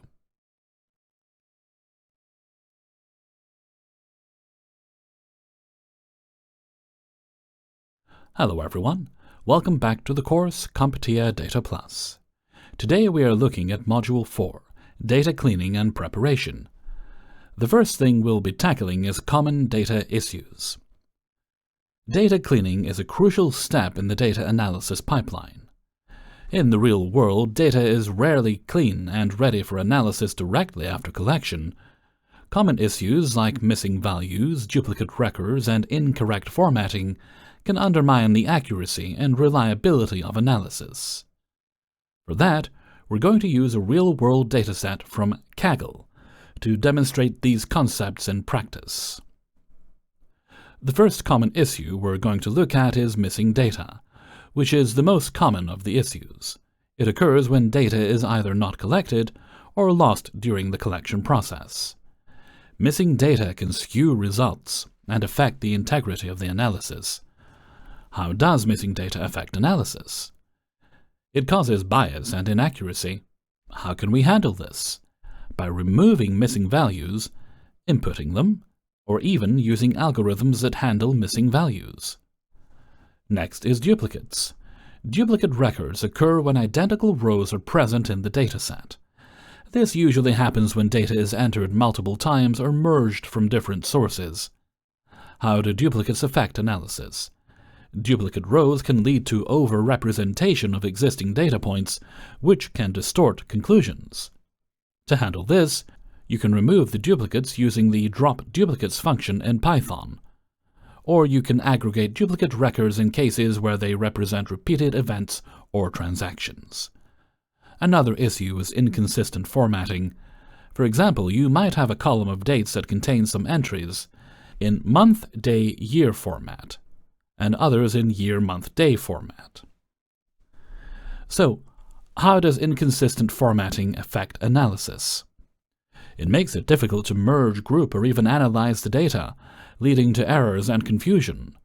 You might find yourself encountering an error without knowing where it's coming from. Meanwhile, it's probably due to the different date formats. You can handle this by using standardized data formats, like converting all dates to the same format. Alternatively, you can also use Python's built-in functions and pandas to standardize the format. Another common issue is outliers. Outliers are data points that significantly differ from other observations. They could represent errors, or they might be genuine extreme values, either positive or negative. Outliers can skew statistical analysis, particularly the mean and standard deviation. That's why when we have outliers, we often focus on the median rather than the mean, because the median is not affected by outliers, leading to more accurate conclusions. So how can we handle this? By removing them, inputting them, or even keeping them. A data type mismatch is also something that occurs frequently. Sometimes data might be entered with the wrong data type. For example, you might have a column of ages that contains string values instead of numeric ones. How does this affect analysis? If the data is not the correct type, it can be challenging to process. How can we handle this? By converting the data using the asType function in Python in pandas. Now let's take a real-world dataset from Kaggle, which will be attached, and use pandas to clean this dataset step by step, handling missing values, duplicates, inconsistent formats, and other common data issues. Let's load and import our library. Apologies for the delay. Alright, there you go. We are loading our dataset where you can see all these. We are going to handle missing values in the dataset. First, to handle them, you need to check for them. You can see that the age column has 177 missing values, and cabin has about 687. For cases where you might not need this feature, you can just delete the column at once, rather than trying to handle the missing values. But here we're showing you how to clean them. For a column like age, we will replace the missing values with the mean or median.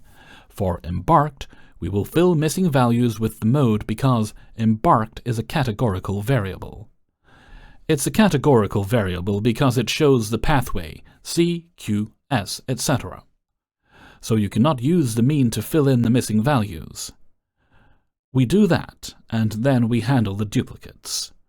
When we handle the duplicates, we check for the number of duplicate rows. We saw 0 duplicates, so we don't need to remove anything. Next, we check the data types. For example, fare is a float 64, ticket is an object, and name is also an object. For something like fare, which should be an integer rather than a float, we're going to convert it to a numeric, int 64. Now let's identify and handle outliers. For example, we're going to check for outliers in the age column and do that by calculating the z-score, or using the IQR method. We could have also done that using a box plot, but let's use a more advanced method to detect them. After checking the age column by calculating the z-score and using the IQR method, we were able to handle the outliers without actually showing them. Now we'll display the cleaned data and how it looks. Here we are able to get clean data where everything is fixed. Cabin still has missing values, but we didn't handle that because it's not very important for this analysis. But if you think you need it, we'll show you how to handle it. You can fill with the mean, median, or mode, whichever fits with the column type. In this lesson, you've learned how to handle missing data, remove duplicates, standardize data forms, and detect and handle outliers. Handling the outliers is more visible on a box plot, which we will cover in subsequent topics. With these Python libraries and everything we've learned, you can easily clean and prepare your data analysis. Mastering data cleaning is essential to ensure your analysis results are valid and reliable. So keep practicing, and with time, you'll acquire these data cleaning skills. In our next lesson, we'll look at data transformation techniques, such as feature scaling, encoding categorical variables, and much more. See you all next class, where we'll be exploring these techniques. Thank you.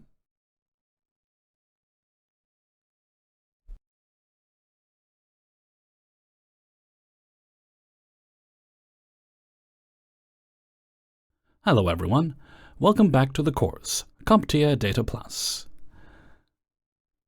Today we shall be looking at some data transformation techniques.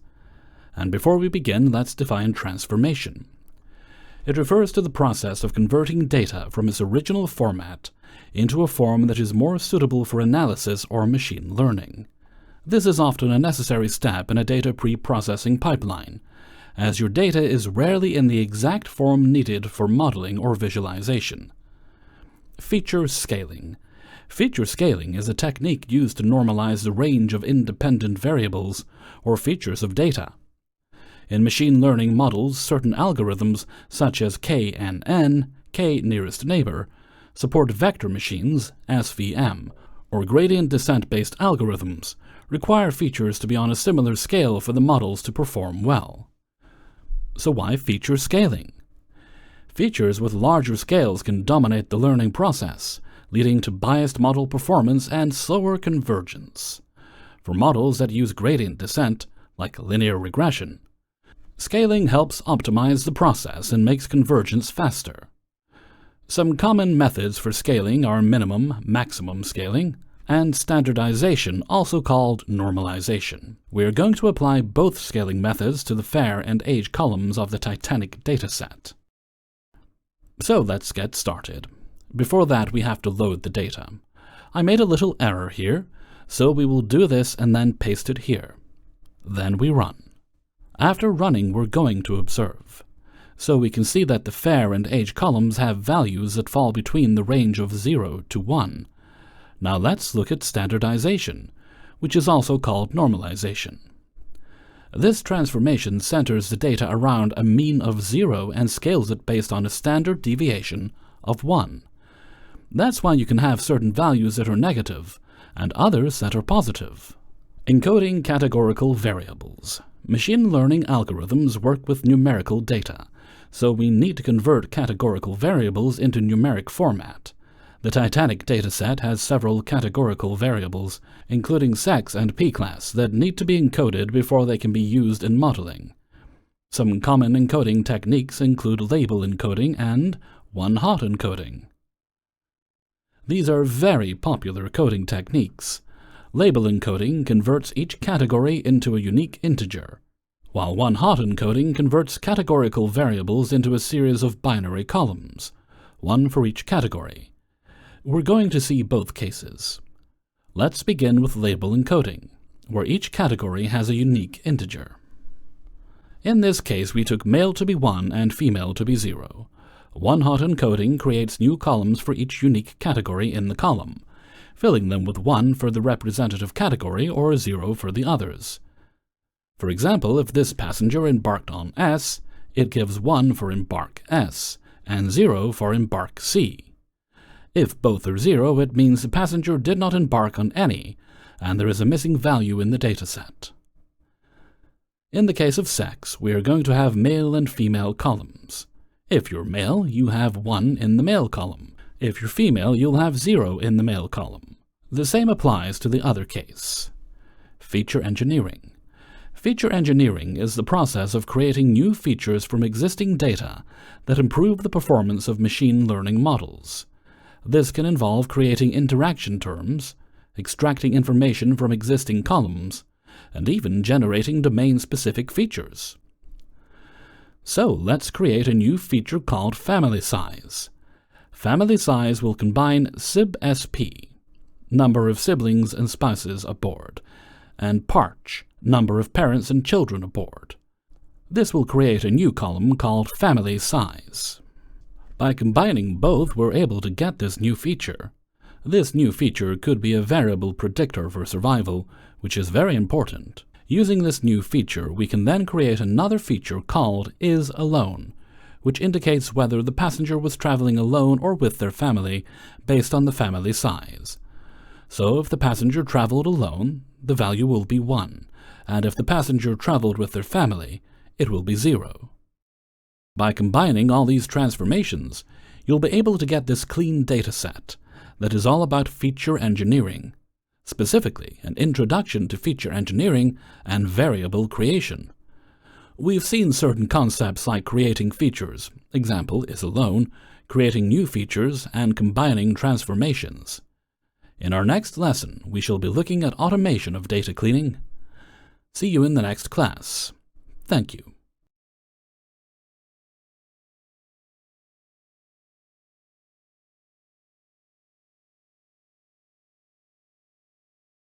Hello everyone, welcome back to the CompTIA Data Plus course.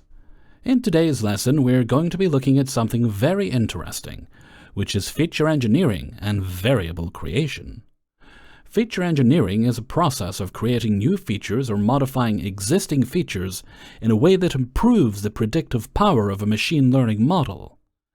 In real-world data, raw data often needs to be transformed or enhanced before it can be used to train models.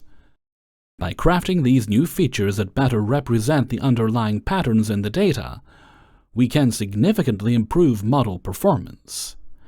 So in this topic, we're going to be exploring different techniques for feature engineering, and we shall apply them to the Titanic dataset.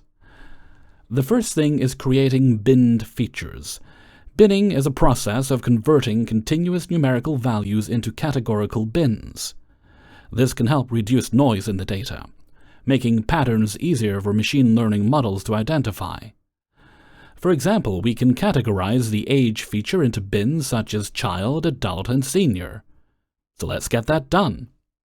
We are going to be using the pd.cut function to bin the age feature into its discrete categories.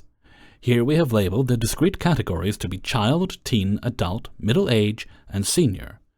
From 0 to 12, we have child. From 13 to 18, we have teen.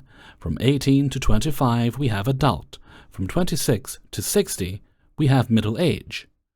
From 60 to 100, we have senior. Let's display that and see how it looks.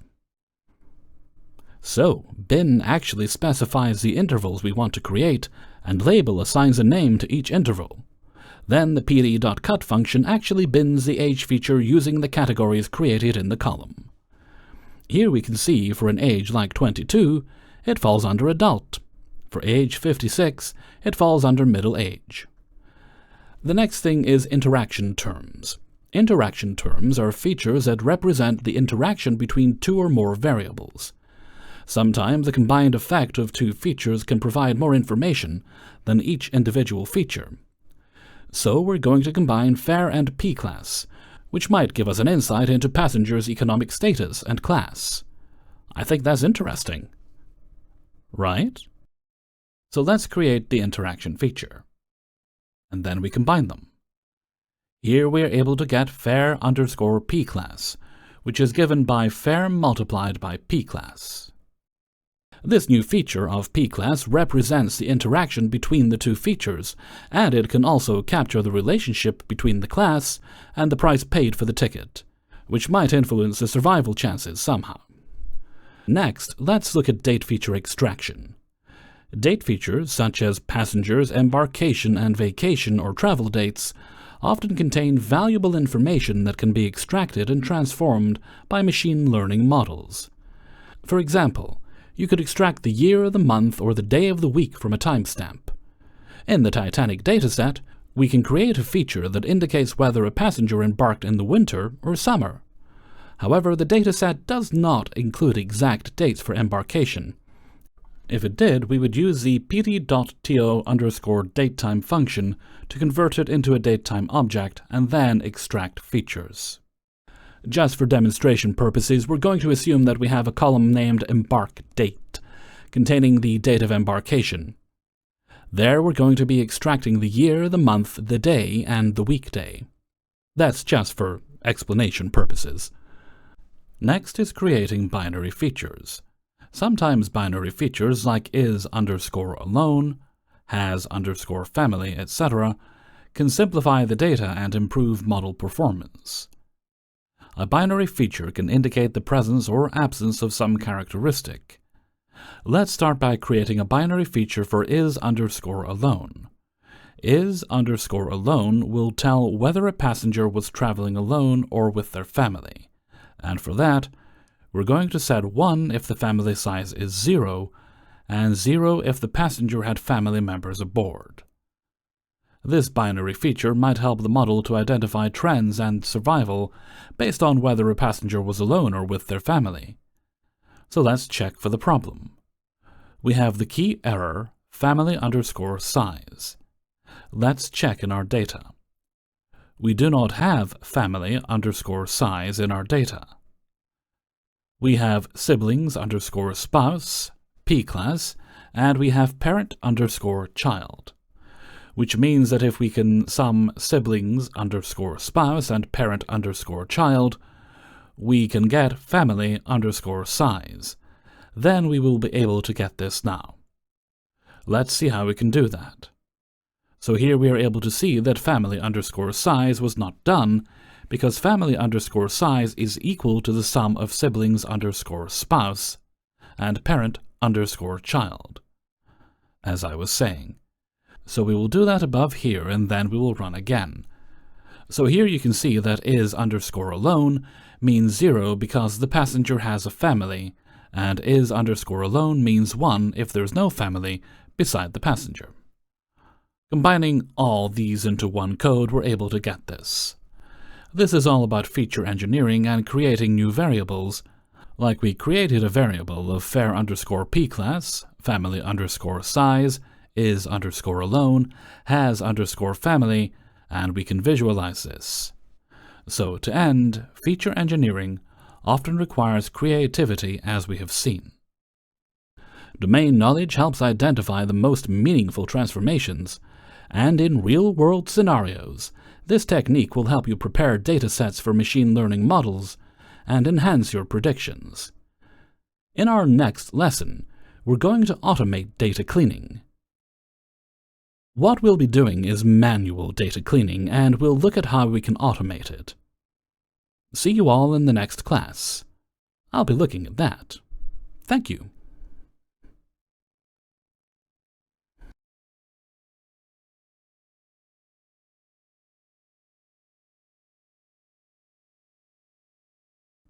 Hello everyone, welcome back to the CompTIA Data Plus course. Today we'll be concluding Module 4, and that will be automation of data cleaning. In the real world, datasets are rarely clean. They often contain missing volumes, have inconsistencies and errors that need to be corrected before the data can be used for analysis or modeling. Data cleaning can be time-consuming and a repetitive process, especially when dealing with large datasets.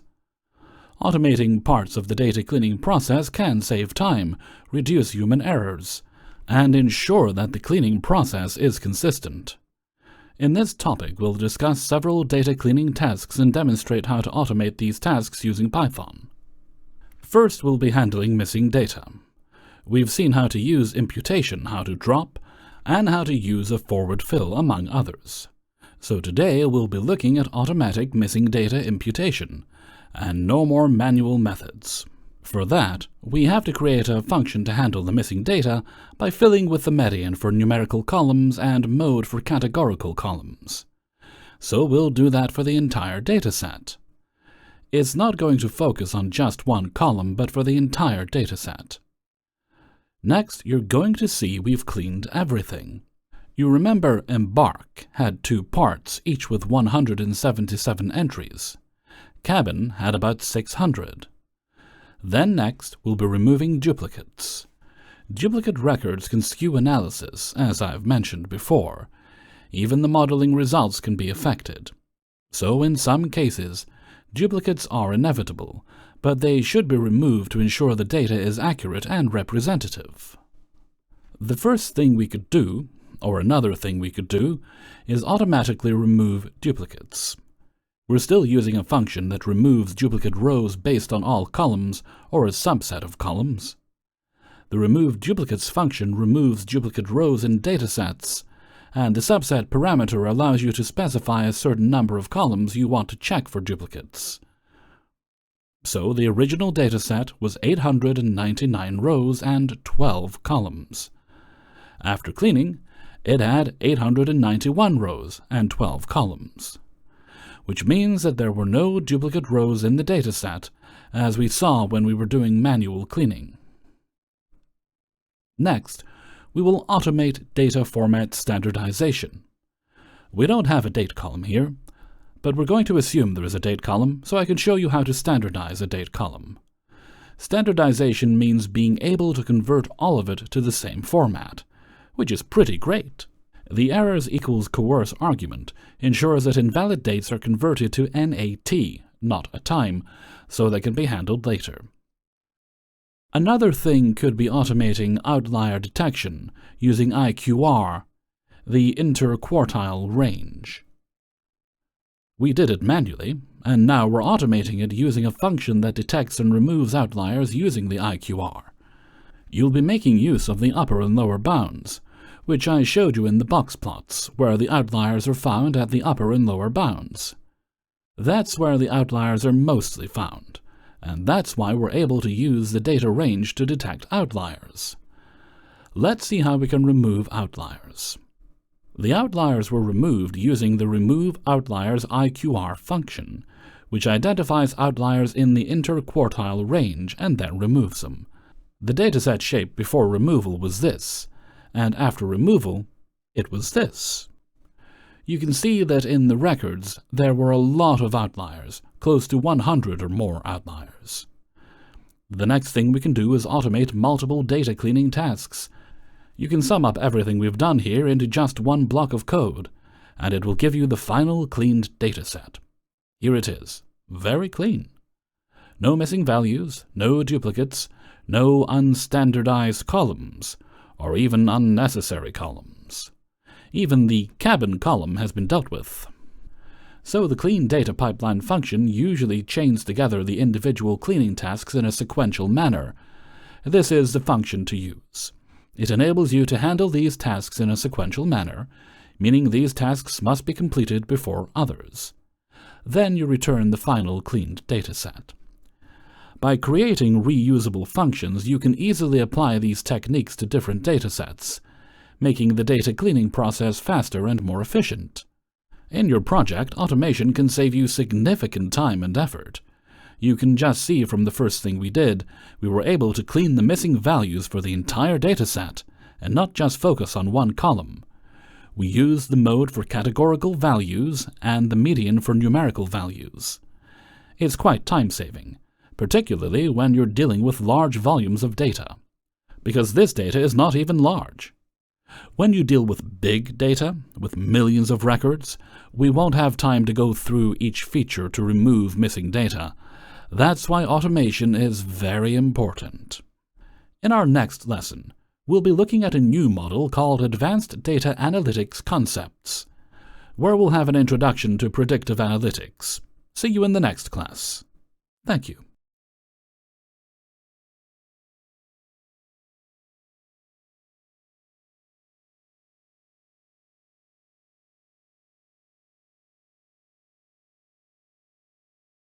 Hello everyone, welcome back to another lesson on CompTIA Data Plus.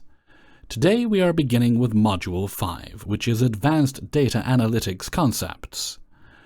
We're going to look at the Introduction to Predictive Analytics, which is one of the most powerful techniques in modern data science and machine learning.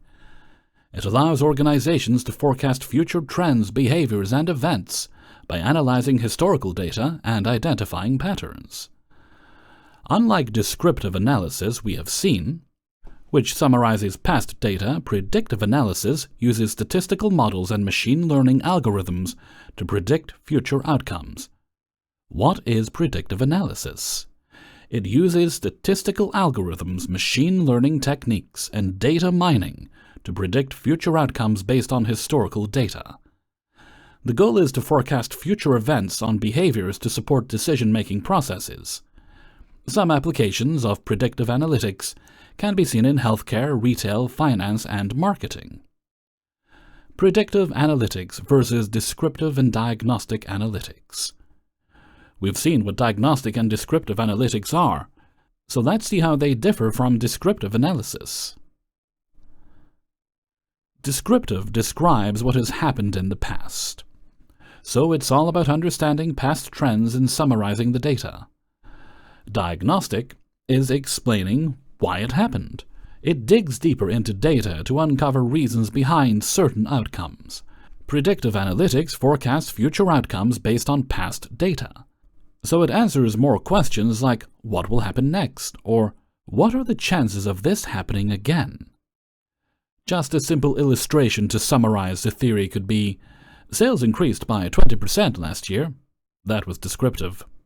Sales increased due to a 10% increase in online orders and a 15% discount on top-selling items. That's diagnostic.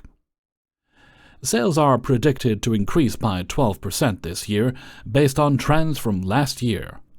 That's predictive. So there are three types of predictive models: regression and classification. These are the two major types. Regression models are used when the outcome variable is continuous, meaning the prediction is a numeric value.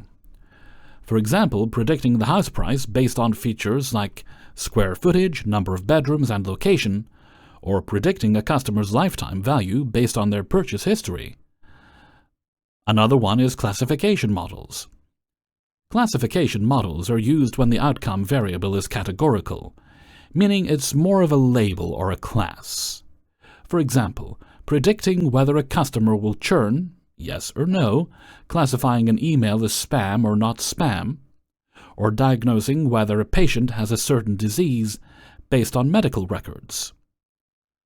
Let's get into the step-by-step process of building a predictive model. First, you need to define your problem clearly so that you know what you're trying to solve. This could be predicting sales, classifying customer reviews, or even forecasting demand. The second step is to collect and clean the data.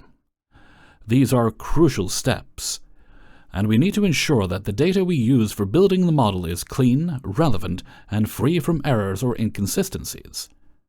Choosing the right predictive model is very important. Using regression models for continuous predictions and classification models for categorical predictions. Train the model. Training the model effectively involves using historical data to teach the model how to make predictions. This is where machine learning algorithms come into play. Once the model is trained, evaluate its performance using metrics like accuracy for classification and mean squared error for regression. This step is crucial to ensure that the model is making reliable predictions. Finally, use the trained model to make predictions on new or unseen data. Let's get into the practical aspect of this. We're going to be building a very simple predictive model, which is a linear regression model, and with that, we're going to use the Titanic dataset to predict the Titanic passenger survival rate. Let's start by importing our necessary libraries. When we do that, we load a dataset. It's taking some time, exactly. We have all these. We're going to process the data, remove the missing values, and select the relevant features that we'll be needing. As you can see, we have selected our features to be age, p-class, and the target variable to be survived. Next, we're going to train our linear regression model. Since we're predicting a binary outcome, survival or not, linear regression isn't really an ideal choice. Logistic regression would be a better choice. But for simplicity, we will use it to demonstrate the process. Some people even go ahead and use random forests. So just for simplicity, we're going to proceed. Let's try to make predictions on the test set and display the first few predictions made. Now, let's evaluate the model. For regression problems, we're going to use the mean squared error, and for classification problems, we're going to use accuracy. The mean squared error is 0.18, which means that the model is actually not so good. We could have better performance using a logistic regression model rather than a linear regression model. As the mean squared error decreases, the quality of the model improves. The model tends to fit better or perform better when the mean squared error is lower. Now, to visualize the results, we're going to plot a graph of the actual versus the predicted values. Here we have an actual versus predicted survival rate, which is not quite the same, but is quite similar. So we've had a simple overview of how to build a simple linear regression model in Python to predict the survival rate in the Titanic dataset. While linear regression was used for simplicity in this example, predictive analytics typically involves using more complex models, especially for classification tasks. These could include random forests, decision trees, logistic regression, and many other complex models. Even support vector machines, SVMs, could be used. In our next lesson, we're going to look at sampling and statistical inference. These are essential for any data analyst. See you all in the next class as we explore these techniques. Thank you.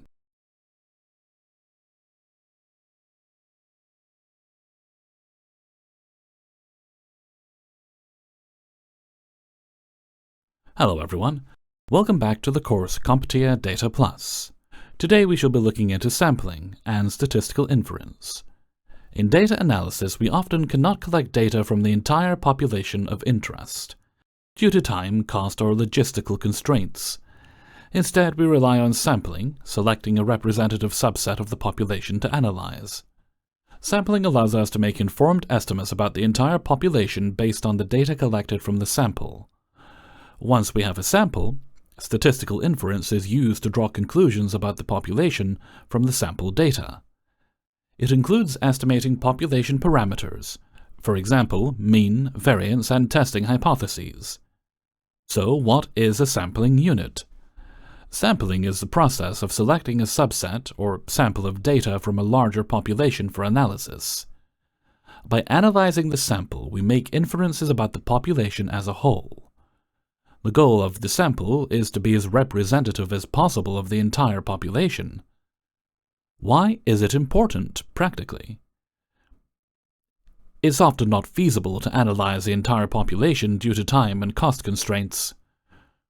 It is cost-effective, or cost-efficient. Fast analysis. Analyzing a sample can be done more quickly than working with the entire population itself. What are the types of sampling techniques we can see? The most common types include simple random sampling, where every individual in the population has an equal chance of being selected for the sample. This is the most basic form of sampling, and it is often used where there is no prior knowledge of the population structure. For example, selecting 100 students randomly from a university of 10,000 students. So you're not basing yourself on any criteria or prior knowledge. Stratified sampling involves dividing the population into subgroups or strata based on certain characteristics. It could be age, gender, income level, just to name a few, and then randomly selecting samples from each subgroup. So this method ensures that important subgroups are well represented. For example, selecting students from different departments in the university to ensure that all departments are represented in the sample. All those different departments could be referred to as strata. Cluster sampling. Cluster sampling is a technique where the population is divided into clusters. Example, geographical regions, schools, and then entire clusters are randomly selected for analysis. It is useful when the population is spread out geographically. Let's say selecting a few cities randomly from a country and collecting data from all residents in those cities. What is statistical inference? It is the process of using data from a sample to make estimates or draw conclusions about the population. It involves estimating population parameters, example, population mean and hypothesis testing. The two main types of statistical inference are point estimation, which is estimating a single value for a population parameter. Let's say you're estimating the average income of a population based on the sample mean, while interval estimation estimates a range of values for a population parameter. An example could be constructing a confidence interval based on the sample mean. Let's look at the confidence interval. A confidence interval is a range of values used to estimate a population parameter. For example, Let's say we have a 95% confidence interval. It means that if we were to repeat the sampling process many times, 95% of the intervals would contain the true population parameter. And hypothesis testing is a statistical method used to make inferences about a population based on sampled data. The goal is to assess whether there is enough evidence in the sample to support a specific hypothesis about the population. Let's get into sampling the inference with Python. Enough of the talking, and let's get to what's practical. So, we'll start by loading our datasets. This is not needed.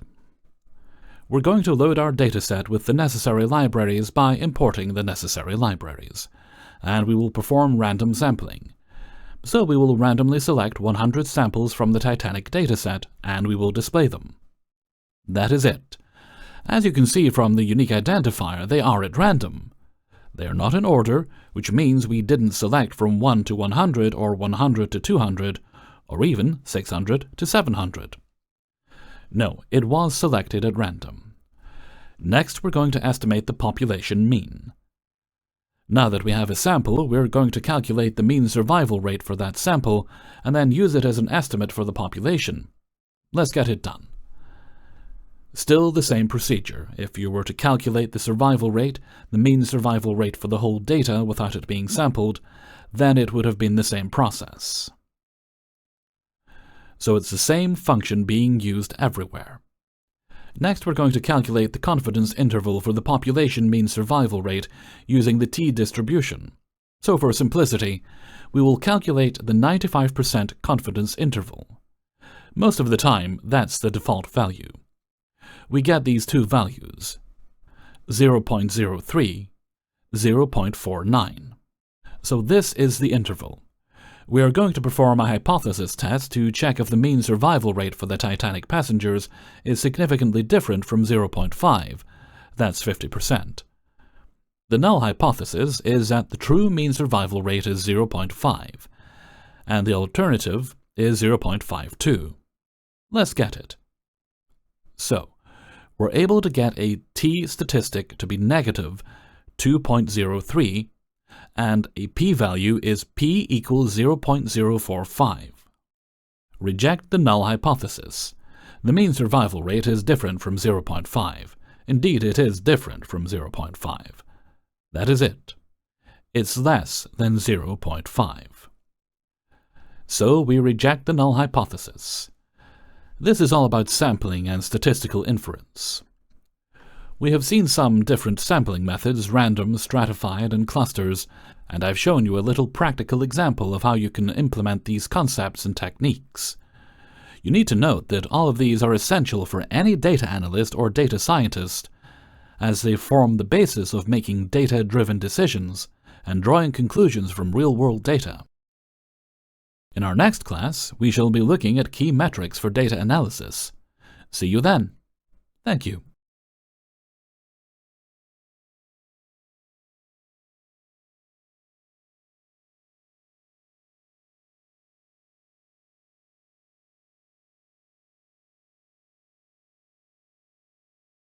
Hello everyone, welcome back to the CompTIA Data Plus course.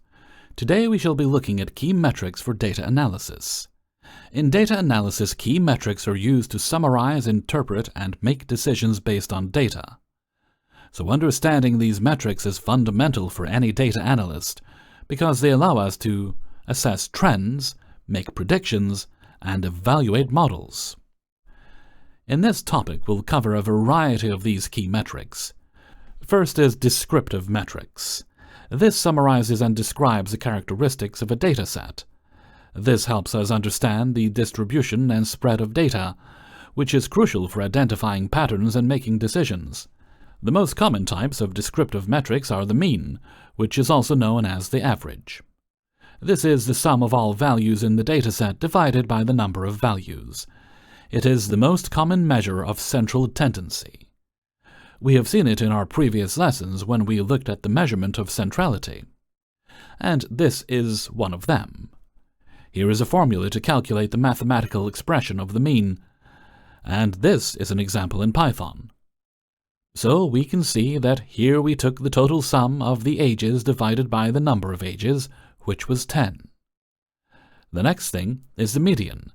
The median is the middle value when the data is stored in ascending or descending order. So if there is an even number of values, the median is the average of the two middle values. The median is particularly useful for datasets with outliers, as it is less affected by extreme values. When we are dealing with outliers, I mentioned to you that you could use the median for them. Let's look at how we can calculate the median, still using the same dataset. The next thing, if you're getting a float here, is because this is an even dataset. If you have an even number of data points, we are supposed to take the 19 and 20, add them, and then divide. The mode is like the frequency. It is the value that appears most frequently in a dataset. A dataset can have more than one mode. That's bimodal or multimodal, or even no mode at all if all values are unique. Let's get the mode of this. We cannot get it. Okay, we have 19, so 19 is the mode here. Technically, this dataset doesn't have a mode, because here we have a bunch of 1s. There is no value with the highest frequency. So variance and standard deviation. Variance measures the spread of data points from the mean. A higher variance means the data points are spread out widely, and the standard deviation is the square root of the variance and is more interpretable as it is in the same unit as the original data. This is how you can calculate the variance and the standard deviation. Let's get into predictive metrics for model evaluation. We have accuracy. It is the ratio of correct predictions to the total number of predictions. It is widely used for classification tasks, but can be misleading when classes are imbalanced. This is how you can calculate the accuracy of a model. Here we can see 0, 0, 1, 1. So out of 5 values, 4 were predicted correctly. The next is precision. It is the ratio of correctly predicted positive observations to the total predicted positives. So it only looks at the positive ones, it doesn't account for the negative aspect. Precision is important when the cost of false positives is high. Let's look at it. So the precision here is 1. Recall, sensitivity, is the ratio of correctly predicted positive observations to all actual positives. Recall is important when the cost of false negatives is high. Let's see how we can calculate recall. Just do that using a recall score function. The next is the F1 score. It is the harmonic mean of precision and recall. It is a more balanced metric when you need to account for both false positives and false negatives. It is especially useful in cases of class imbalance. So here, the F1 score is 0.8. The next thing we'll be looking at is evaluating model performance. So using the metrics mentioned above, we can evaluate the performance of a classification model. For example, let's use a dataset and apply these metrics to evaluate the machine learning model's performance. So what we do is load the dataset and proceed to import the most important library, pandas. So there we go. After importing pandas, it's going to take a while for it to train. It's splitting into training and testing sets. We saw that. Now we're going to use a random forest classifier in this case, instead of the linear regression we used some time back. Getting the report of classification, we're able to see that we get precision, recall, and F1 score. And these are all the metrics we mentioned. The next is visualizing key metrics, so visualization plays a crucial role in understanding data metrics. We can plot confusion matrices, precision recall curves, and even ROC curves to better understand model performance. Let's do that using this code. After running this code, we're going to have a confusion matrix showing the true labels and the predicted labels. Here we're going to see that this is a true positive flag for the true label for 0. For the negative labels, 69 were predicted correctly, and 1 was predicted falsely. For this one, 17 were predicted falsely, and 39 were predicted correctly. So after exporting all these different metrics, we can now see that it is important for us to understand the distribution of data and also to evaluate the performance of any machine learning model we will be using.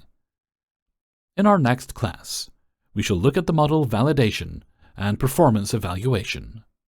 See you then.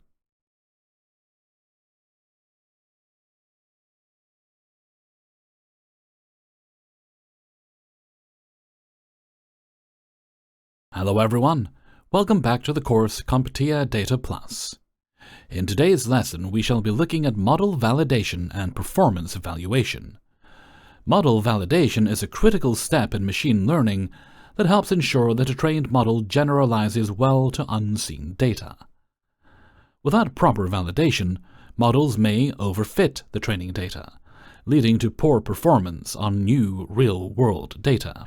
In this topic, we will explore various model validation techniques like train-test split, cross-validation, and holdout validation. We will also discuss some evaluation metrics, which we have seen before. So let's get into the train-test split. This is one of the simplest and most common validation techniques, which involves splitting the dataset into two parts: the training set and the test set. The model is trained on the training set and evaluated on the test set to gauge its generalization performance. The training set is a subset of the data used to train the model, and the test set is another subset of the dataset used to evaluate the model after training. The typical ratio is 70 to 80% for training and 20 to 30% for testing. You might see some people do 70% training, 20% testing, and 10% validation. Now let's get into a practical example of using the train-test split. After loading our dataset, we cleaned it, then split the data into two parts. After defining our features in target variable, we split the data into two sets, 80% for training and 20% for testing, using the test size equals 0.2. Cross-validation. While train-test splitting is a good basic technique, it can be improved by using cross-validation, which helps us ensure that the model is validated on different subsets of the data to reduce the variance caused by the random train-test split. The most common form of cross-validation is the k-fold cross-validation. In k-fold cross-validation, the data is split into k equal-sized folds. K is the number of splits, which is usually 5 or 10. The model is trained on k1 folds and tested on the remaining fold. This process is repeated k times, with each fold used once as the test set. So, this is how you can implement cross-validation. Here we create a random forest model and perform 5-fold cross-validation, CV equals 5.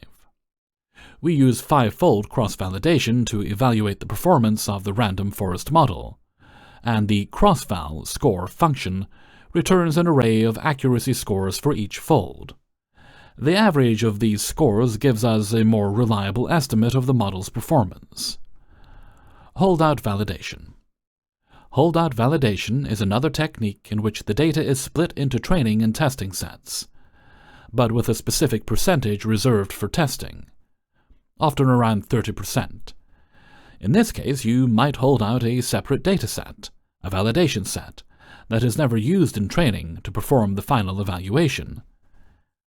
This method is simpler than cross-validation, but still provides an effective way of evaluating the model's generalization performance.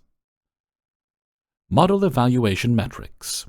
We've seen these before, including the confusion matrix, where we can get the true positive, true negative, false positive, and false negative values. What we didn't see was the receiver operating characteristic, ROC, and under the curve, AUC. The ROC curve is a graphical representation of the diagnostic ability of a binary classifier. It plots a true positive rate, recall, against the false positive rate at various thresholds. The AUC, area under the curve, quantifies the overall ability of the model to discriminate between the positive and negative classes. Here is an example or an implementation of the ROC-AUC curve. You can see the ROC curve, and there's a line being drawn to show the area under the curve. Let's try to interpret it. After performing the steps above, let's interpret the results. The confusion matrix helps us understand how well the classifier is distinguishing between the positive and negative classes, survive and does not survive. The ROC AUC, a high AUC closer to 1, indicates a good model that distinguishes between the classes. Here we have an AUC of 0.81, which is close to 1. It's not perfect, but it's good enough. Cross-validation provides a more reliable estimate of the model's performance across different subsets of the data. By using these techniques, we can ensure that our model is well validated and performs well on unseen data. By implementing these techniques we've mentioned, you can assure that the machine learning models are robust, reliable, and ready for deployment on unseen data. That's very important. The next step in this course is for you to practice these new techniques on real-world data, as we will be moving forward to our next module in the next class, which is Module 6. See you in the next class. Thank you.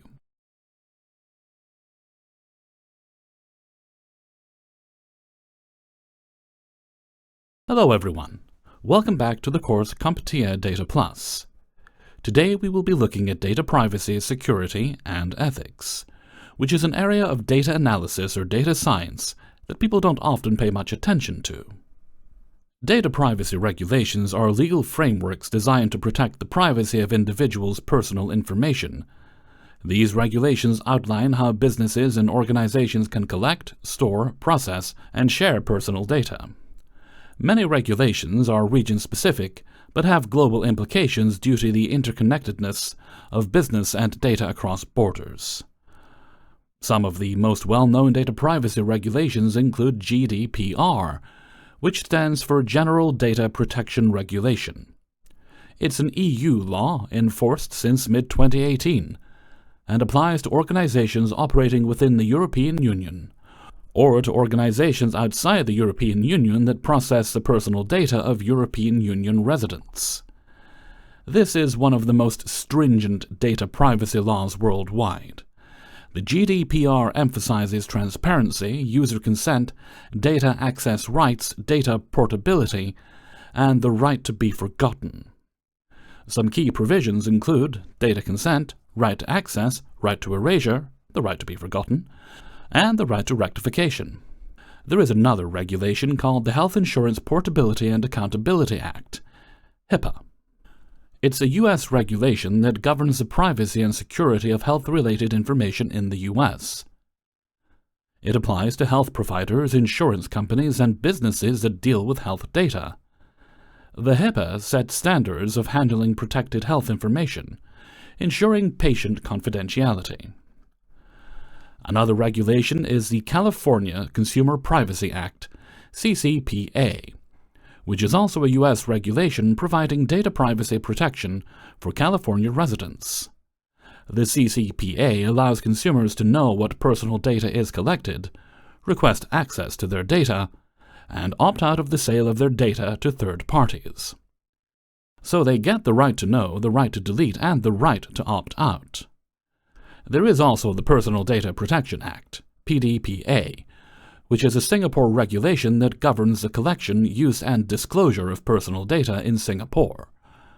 It aims to protect individual privacy while allowing organizations to collect and use data for legitimate purposes. Key provisions could include consent, access, correction, and data security. Another regulation is the Brazilian General Data Protection Law, LGPD, which is a Brazilian regulation. It is a version of the GDPR and focuses on the processing of personal data, applying to both public and private entities. It sets clear guidelines for processing user consent and processing data securely. So you can have consent, transparency, and data portability. Above all, what is the importance of data privacy regulations in analytics? Violating data privacy laws can lead to hefty fines, legal action, and even damage a company's reputation. Ensuring compliance can help mitigate these risks.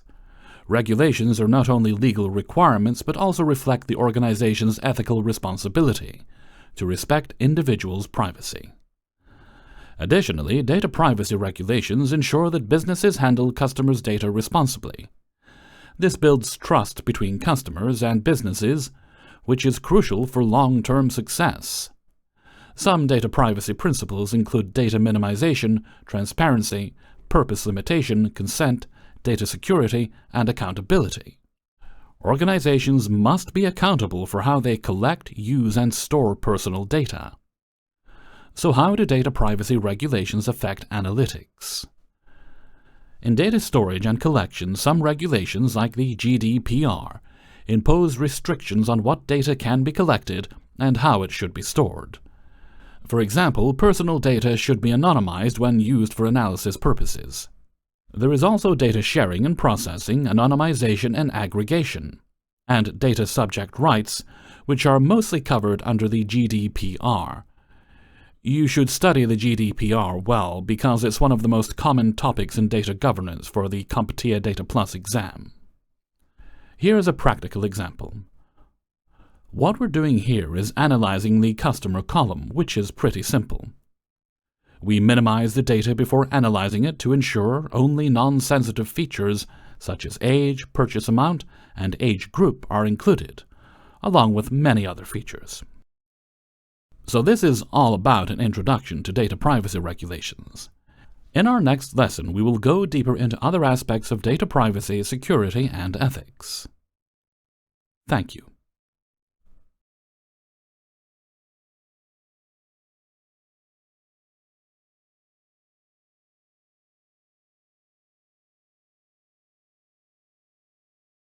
Hello everyone.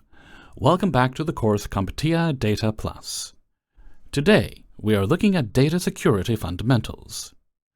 So in today's world, where data is a valuable asset, ensuring its security is paramount. Data security involves protecting the data from unauthorized access, breaches, corruption, or even theft through its lifecycle. So here we're going to cover some fundamental concepts of data security. First, data security refers to the practices, policies, and technologies designed to protect sensitive data from unauthorized access, theft, corruption, or compromise.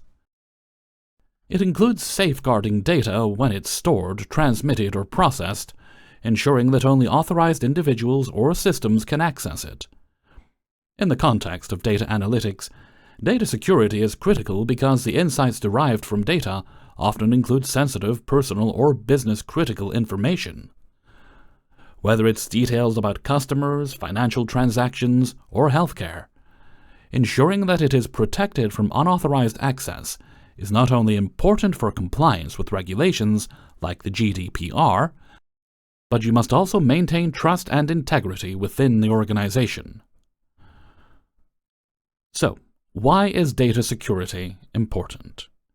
Because it protects personal information, ensures compliance with regulations, prevents data breaches, and maintains business continuity.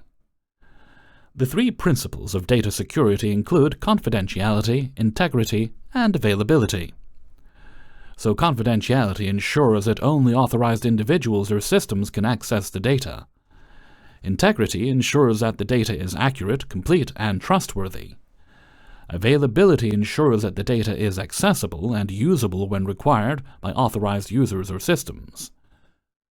Data security threats can be divided into two: external attacks and internal threats. External attacks could be hackers, malware, phishing. Internal threats could be an insider threat, that's an employee or contractor with access to the company data, and maybe intentionally or unintentionally misusing or exposing it.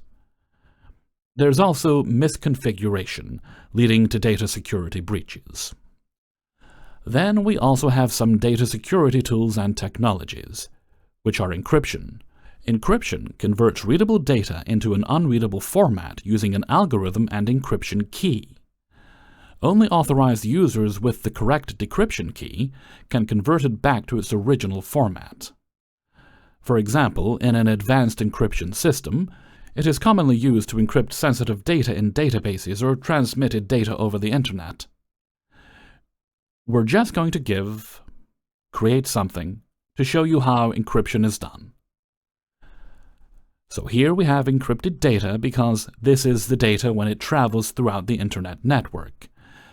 It is encrypted like this, and when it gets to the destination, with the help of a key, it can be decrypted to this sensitive data. We also have what we call access control. Access control ensures that only authorized users can access specific data. The principle of least privilege suggests that users should only have access to data they need to perform their job. The RBAC, which is role-based access control, is a common method used to restrict access to resources based on roles within an organization. Here is a class showing finding permissions and giving attempts to access data. We have things like firewalls, data masking, backup, and recovery. Some best practices for securing data are encrypting sensitive data, implementing multi-factor authentication. You might have probably noticed in certain accounts or in certain of your online accounts or apps, you're actually sometimes asked to implement 2FA, which is two-factor authentication. You can log in with your password, but you can also get a code using your email on your phone number. So regular updates and patching systems is another best practice. Also, limit access to sensitive data using the role-based access control methods. Monitor and audit data access, and also do not forget to back up data regularly. So after knowing all the best practices, the different tools and technologies, the principles of data security, you should look forward to implementing it throughout your data lifecycle. In our next lesson, we will be diving into the ethics or the privacy or even the security. So see you in the next class, as we will be going in depth on this topic. Thank you.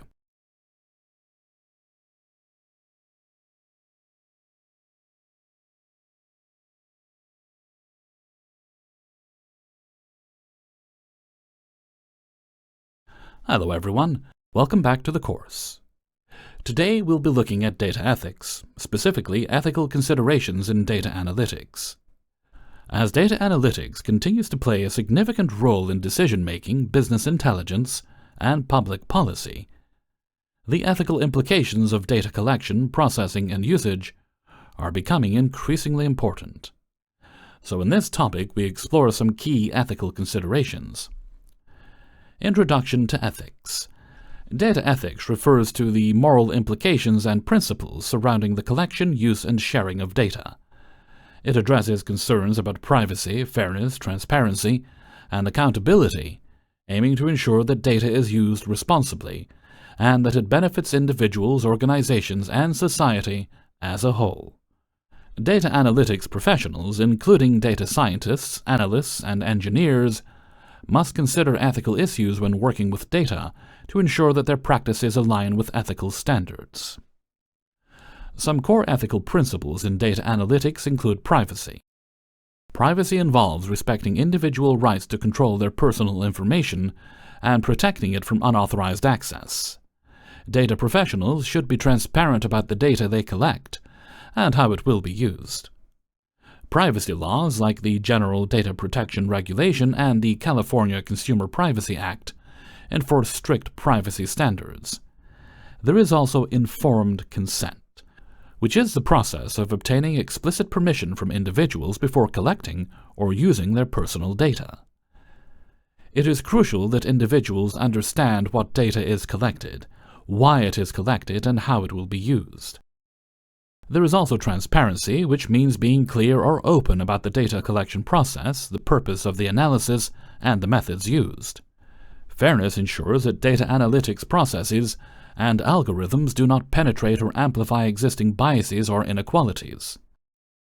This includes ensuring that data is representative and that the algorithms do not discriminate against certain groups. Accountability involves taking responsibility for decisions made based on analysis. This includes ensuring that data-driven decisions are transparent, justified, and can be traced back to the data and models used to make them. Some ethical challenges include data privacy concerns, algorithmic bias, which occurs when a model or algorithm produces results that are unfairly skewed due to biased data or assumptions built into the system, data manipulation, misinformation, and a lack of transparency in algorithms. So, what is the impact on society? Discrimination and inequality, surveillance and the erosion of privacy, social manipulation, and fake news. Data analytics is also used to target individuals with personalized content, including advertisements and news articles. While this can be used for positive purposes, such as delivering relevant advertisements, it can also be used for social manipulation, spreading misinformation and exacerbating divisions within societies. Some best practices include prioritizing privacy, limiting bias, ensuring transparency, and being accountable, fostering an ethical decision-making culture. Here's an illustration of ethical data use. We will use a real-world dataset and explore the ethical considerations related to privacy and bias. And here we're going to focus on the male-female bias and see the survival rate. So you can see there is a very high survival rate in females compared to males, which shows a significant difference of about 0.6, because the male survival rate is 0.1. The female survival rate is 0.7, so there is some sort of bias between genders. So to reflect on certain ethical considerations, we can ask ourselves questions like, how could this affect privacy concerns? How might the biases influence the analysis? Just to name a few. This is what ethical considerations are all about. An introduction to them and how you can apply ethics during analysis, data cleaning, or data wrangling. In our next lesson, we will conclude Module 6 by discussing what data security is all about and its privacy implications. See you in the next class, and we'll be looking at data breaches. Thank you.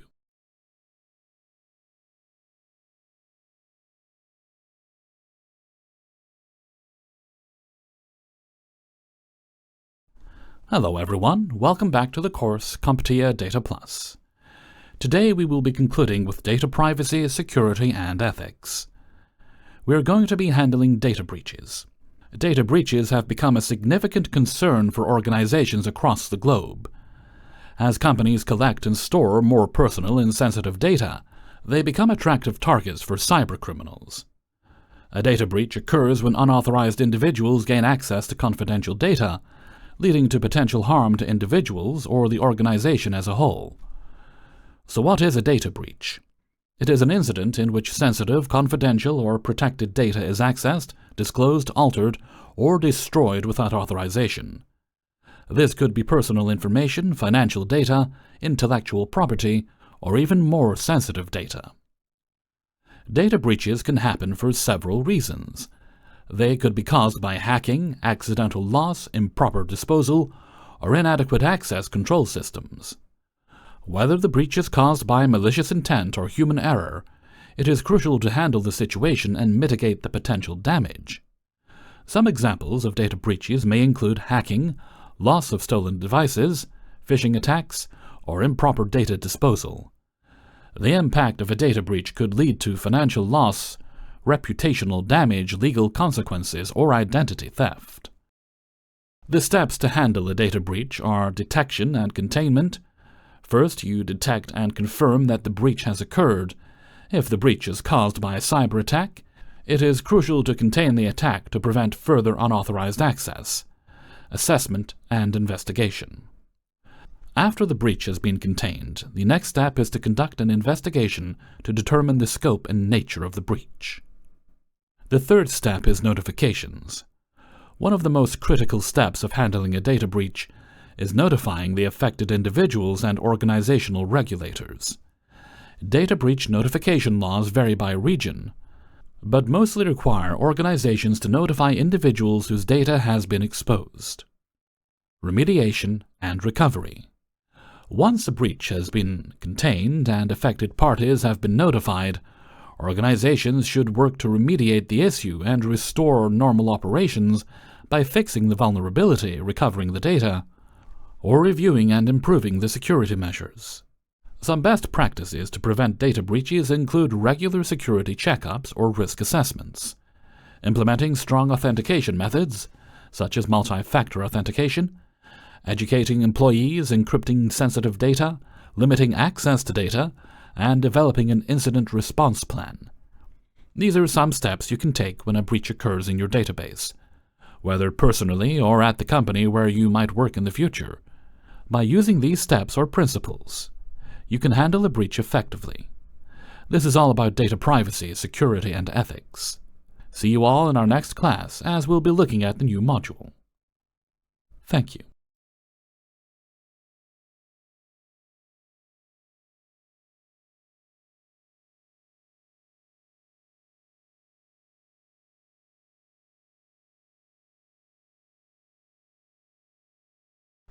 Hello everyone, welcome back to the course CompTIA Data Plus. Today we are beginning a new module called Data Reporting and Visualization. We'll be looking at the principles of data visualization. Data visualization is a critical skill for data analysts and business decision makers.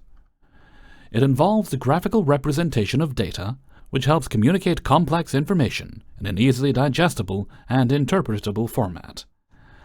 In this topic, we'll cover the core principles of effective data visualization and guide you on how to create visuals that are easy to understand and that can lead to better insights and decisions.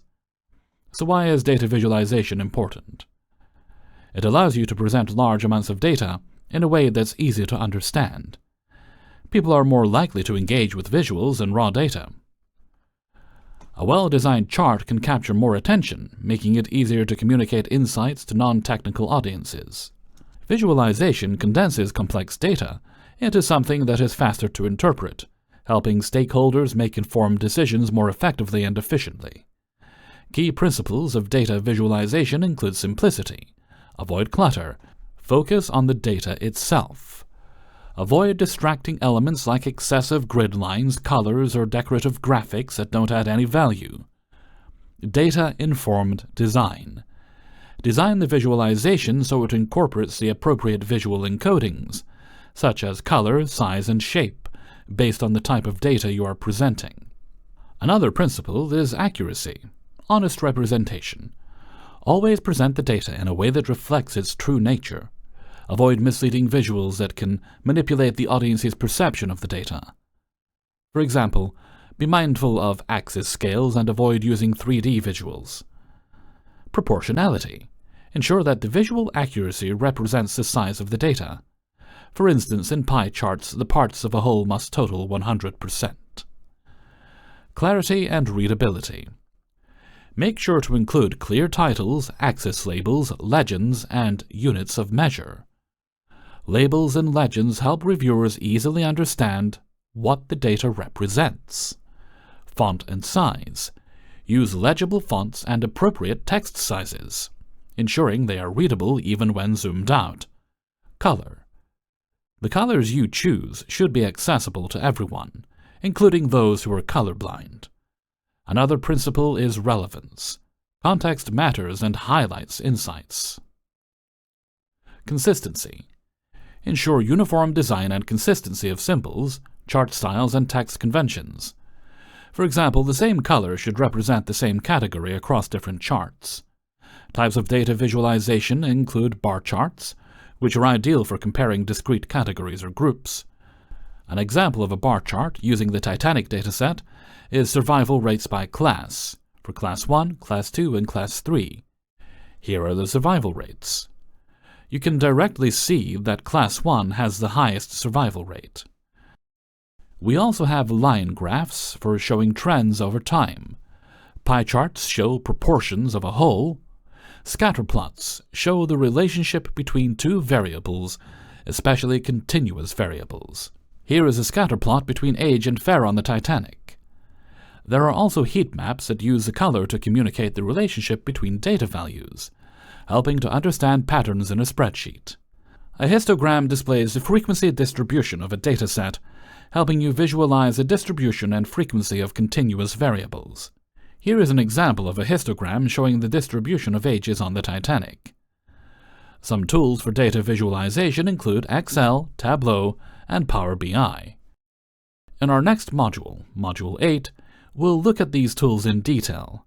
You can also use Python for data visualization using libraries like matplotlib, seaborn, and plotly. The plotly library creates interactive plots and is ideal for web applications or exploratory data analysis. Creating effective visualizations is essential for communicating data insights by adhering to principles such as simplicity, accuracy, and clarity. You can create compelling visuals that are both informative and accessible. Understanding the types of visualizations and the appropriate use cases will help you select the best visualization technique for your data. Lastly, powerful tools and libraries like Tableau and others enable you to create both static and interactive dashboards, which will enhance your data storytelling capabilities. In our next lesson, we will look at advanced visualization techniques. Thank you.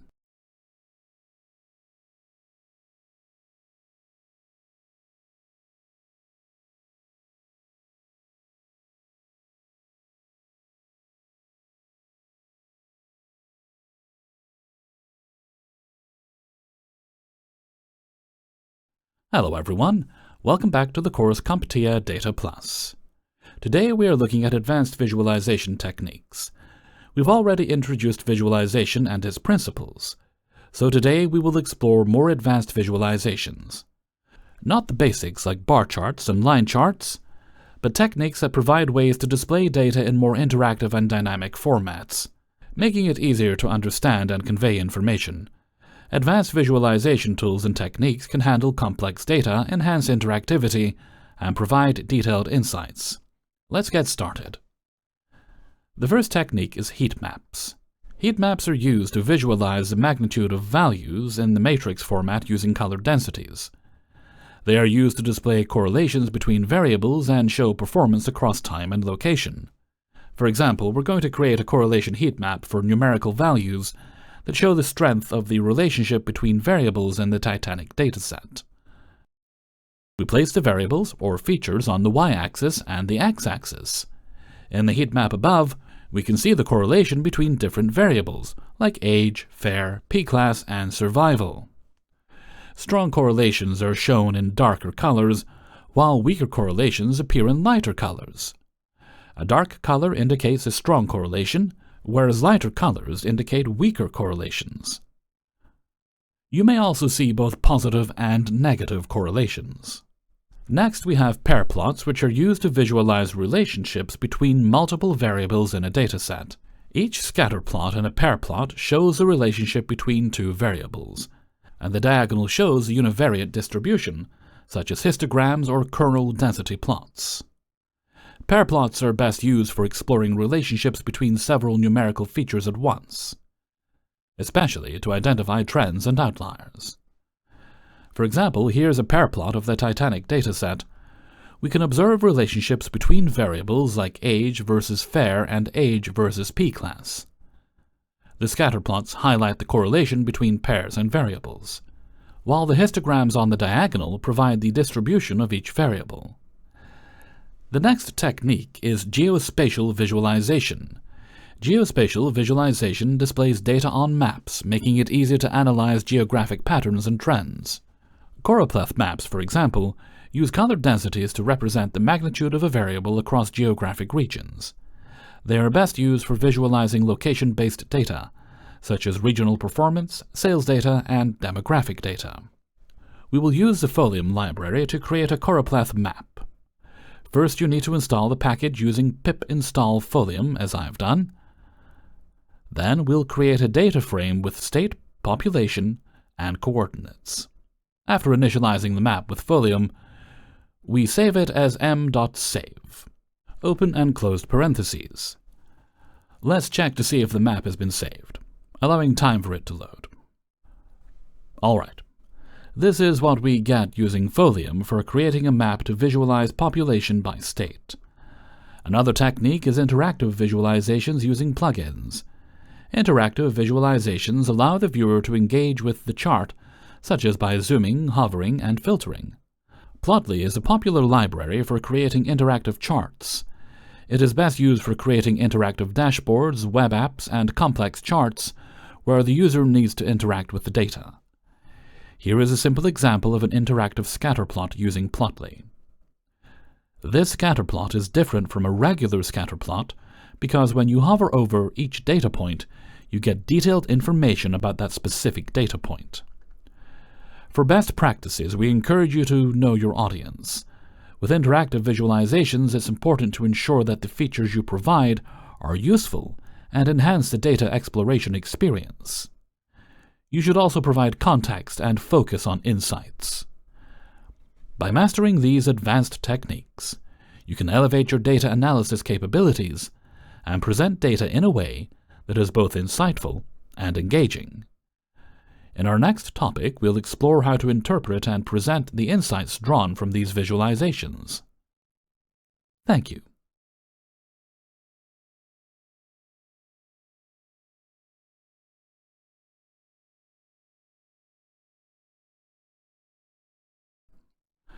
Hello everyone, welcome back to the course CompTIA Data Plus. Today we will be looking at data presentation and storytelling. Storytelling is the art of presenting data in a compelling and meaningful way to inform, persuade, and engage your audience.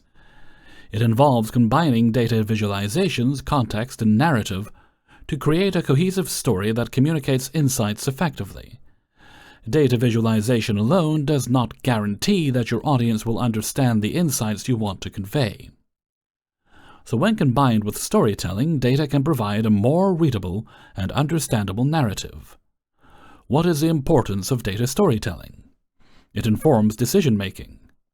It helps decision-makers quickly grasp the insights hidden within complex data, enabling them to take action. By presenting data in a story format, you can engage your audience emotionally, making it easier for them to connect with the data and understand the implications. Larger data sets can be overwhelming, and data storytelling simplifies the complexity of the data, helping the audience focus on the key messages. It also improves retention. Some key components of data storytelling are narrative. For a successful data story, it consists of key components like the narrative. The narrative is the backbone of the data story. It provides the context and flow, making the data more reliable and easier to understand. The narrative should follow a clear structure, often modeled after the narrative of a traditional story. Here we get to have the introduction. What is the problem you're solving? Why is it important? The conflict. What obstacles or data patterns are you uncovering? The resolution. What solutions or actions should be taken based on the analysis? Data visualization plays a critical role in storytelling as it provides a visual representation of the data, helping simplify complex concepts and making patterns, trends, and relationships easier to understand. We can have charts and graphs, which you can use for charts and graphs. You can make use of interactive visuals like clickable charts, dashboards. You can even use text annotations to highlight key points. Another thing is context. Without context, raw data can be meaningless. The context provides a background that makes the data actionable and relevant to the audience. You need to think about contextual information, comparisons, and data sources. A call to action. A good data story not only presents insight, but leads to actionable recommendation. So the call to action is where you tell your audience what steps to take based on the data you presented. For best practices of data presentation and storytelling, it is good to keep it simple and focused. So avoid cluttered visuals and unnecessary details. Just stick to the main message. Know your audience because you need to tailor your storytelling to the needs and preferences of your audience. A technical audience may appreciate more detailed statistical analysis, while a non-technical audience may benefit from just a simple high-level insight and engaging visual. Use visuals to highlight key points. You can use colors to indicate significance, red for negative values and green for positive values. Also avoid using too many colors in a single chart. Avoid overcomplicating the visual. And also, tell a cohesive story. There are some tools for data presentation and storytelling: Power BI, Tableau, Python, Google Data Studio, D3.js. It's a JavaScript library for creating web-based interactive data visualizations. and it offers maximum control over the design of visualization, but it kind of requires familiarity with JavaScript. So to apply all the concepts we've learned or mentioned above, we're going to use a dynamic dataset that could include the narrative, the key visualization, the context, and the call to action. So here we go. This is our visual. A chart, a bar plot showing the survival rates per class. So the question in the narrative is all about the introduction. In this data story, we examine the survival rate of passengers of the Titanic. Specifically, we will focus on how passenger class influenced survival. The conflict. We see that the survival rate differs across passenger classes, but why? Was the survival rate truly affected by socioeconomic status? The resolution. Our analysis reveals that the first-class passengers had a significantly higher survival rate compared to the second and third-class passengers. So this suggests that socioeconomic factors played a role in survival. You can also add context and insights. Like, given the historical context of the Titanic disaster, it is likely that first-class passengers had better access to lifeboats, which may explain their higher survival rate. And a call to action could be organizations today can learn from the Titanic disaster and ensure that evacuation procedures should be more equitable and less biased, ensuring safety for all passengers regardless of tier class. So data presentation and storytelling can transform more data into compelling narratives that resonate with your audience, as you've seen. So by combining data techniques or data evaluation techniques, clear narratives, actionable insight, you create an impactful story that helps drive decision and action. To simply focus on key points and color the story to your audience for most effective communication. In our next lesson, we shall be looking at data reporting and its best practices. That will be the last lesson for Module 7. Thank you.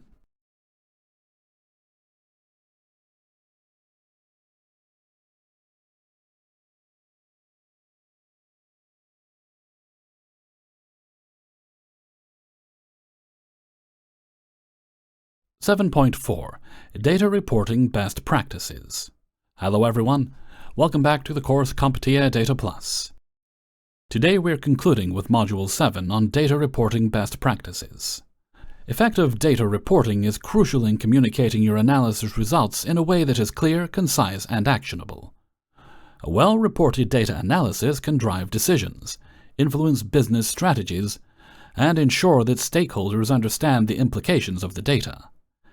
Here are some key principles of data reporting. Before diving into the specific best practices, let's understand the core principles of good data reporting. First, clarity and simplicity. The goal of data reporting is to make complex data understandable.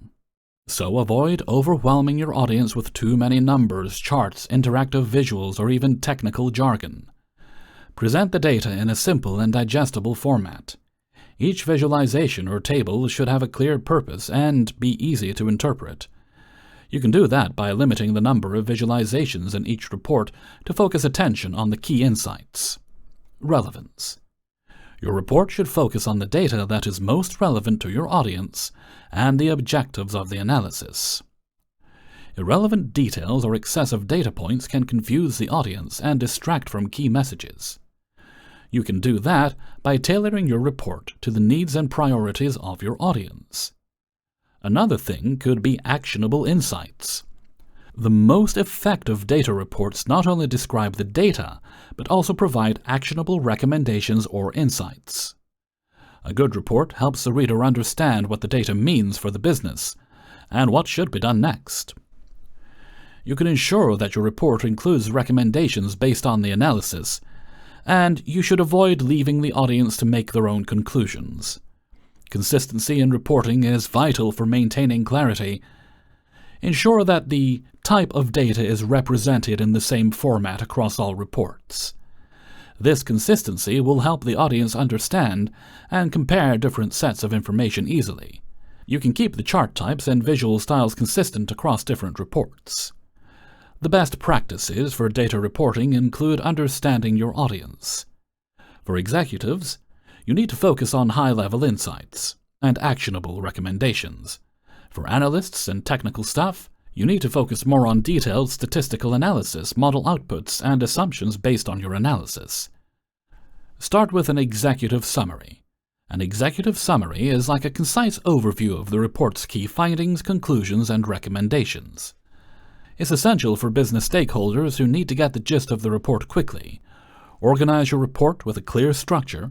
Start with the title, executive summary, introduction, methodology, findings or analysis, conclusion, recommendations, and appendices. If you are writing a work report, but if you're just presenting your insights using maybe a visualization tool, then you can just focus on the title page, the introduction, methodology, analysis, and recommendations. The next thing under best practices is visualization. Select the right type of data. Choosing the right visualization is key to presenting data effectively. Different types of data are best represented by specific kinds of charts or graphs. You cannot take numeric data and represent it on a bar chart. No. It's best for categorical data. Another thing is keeping the visualization clean and simple. The primary goal for any visualization is to make the data easier to understand. A clean, well-designed visualization is more effective than a cluttered, overly complex one. Some things to consider are using whitespace effectively, avoiding 3D effects, labeling appropriately, and avoiding unnecessary grid lines. Also provide context with annotations. While a chart or graph may show data, annotations provide context and clarity. Use dashboards for interactive reporting. If your report needs to be interactive, or if you're dealing with a lot of data, consider using dashboards. Dashboards allow users to explore the data in real time and make their own observations. The next step is to provide a clear, actionable conclusion. At the end of your report, the audience should clearly understand what they need to do based on the data presented. Make sure that your conclusion directly ties the insights to the next steps. Data reporting is an essential skill for any analyst. By following these best practices, you can create reports that effectively communicate the results of your analysis. But remember to keep the audience in mind. Organize your report logically, and use visualization to clarify the key points of your analysis. This is all for this module. Thank you.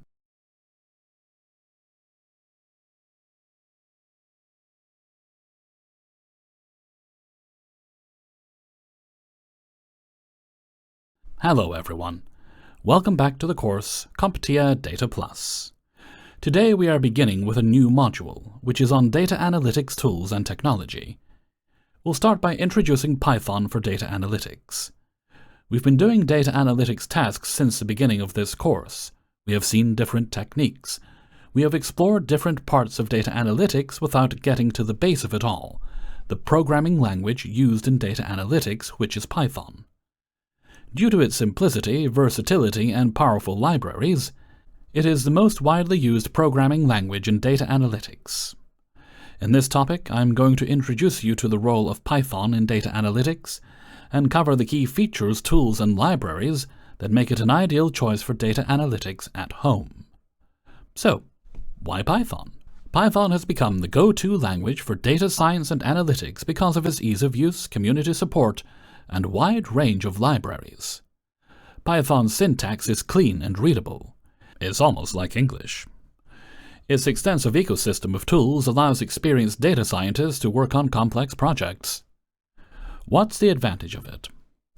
It's easy to learn because the syntax is very simple and ideal for beginners. If you have tried other programming languages like C, C#, or Java, you'll see that Python is much simpler than the others. Its extensive libraries such as Pandas, NumPy, Matplotlib, Seaborn for data manipulation and data visualization, and even machine learning, make it a great choice. It also has strong community support. It is flexible as it can handle all aspects of data analytics, whether it's cleaning, transforming data, performing statistical analysis, building machine learning models, or deploying the model using Python frameworks like Flask or Django, which are based on the Python programming language. Python can handle it all. Some use cases in data analytics include cleaning, visualization, statistical analysis, machine learning, and model deployment, just to name a few. We have been using all these libraries from the start, but you might not have known what they are used for specifically. You just knew that if we were dealing with a dataset, we'd import pandas, and do this or that. So let's get into the core of it. Let me explain the different libraries. Pandas is a powerful library for data manipulation and analysis. You might have noticed that whenever we're dealing with cleaning or manipulating data, we always import pandas because it provides data structures like data frames and series, which allow you to store and work with structured data. A data frame is a two-dimensional labeled data structure perfect for handling datasets, while a series is a one-dimensional labeled array. Here's an example of a data frame. It's a dynamic dataset made up of a two-dimensional labeled table with rows and columns. That's what we call two dimensions. Another thing we could see is NumPy. NumPy is a foundational package for scientific computing with Python. It provides support for large multi-dimensional arrays and matrices, along with a collection of mathematical functions to operate on these arrays. Arrays are more efficient than Python lists for large datasets. That's why sometimes you might come across in cleaning or manipulation when certain data is converted to an array for easier analysis. It allows for easy array-based operations like sum, mean, and median, just to name a few. Here is an example of performing mathematical operations on a NumPy array. Next is Matplotlib, a comprehensive library for creating static, animated, and interactive visualizations. It is the foundation of many other visualization libraries in Python. Some types of visualizations we might include are plots, bar charts, and histograms. We've seen many of them, and Matplotlib offers various types. Here's an example of a simple bar chart using predefined data. We also have Seaborn. Seaborn is built on top of Matplotlib and provides a high-level interface for creating informative and attractive statistical graphics. It simplifies creating complex visualizations like heat maps, regression plots, and categorical plots with just a simple function call. For example, if we have a dataset and we want to see the distribution of ages, Seaborn allows us to create a histogram with just one command. This would require a lot of effort if we were using Matplotlib directly, as we would need to specify the number of bins and create the lines to go through them. Seaborn simplifies this process. Next, we have scikit-learn, a machine learning library for Python.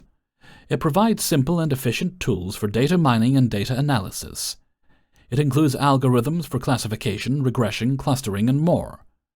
We deal with supervised learning algorithms like linear regression and decision trees, and unsupervised learning algorithms like k-means clustering, dbScan, and PCA, principal component analysis. Here is an example of using logic regression with a dataset. We don't have results because that's not our goal here. Our aim is just to show you how to implement or use random forest for making predictions. In our next lesson, we will look at SQL for deep analytics. This is a very important topic, but we are just going to give an overview and introduce basic SQL queries. We don't use an SQL database in this course, but you can go ahead and use one. We have mentioned the different databases you can have, like Microsoft SQL Server, PostgreSQL, and others for running SQL queries. See you in the next class, where we will be looking at an introduction to SQL. Thank you.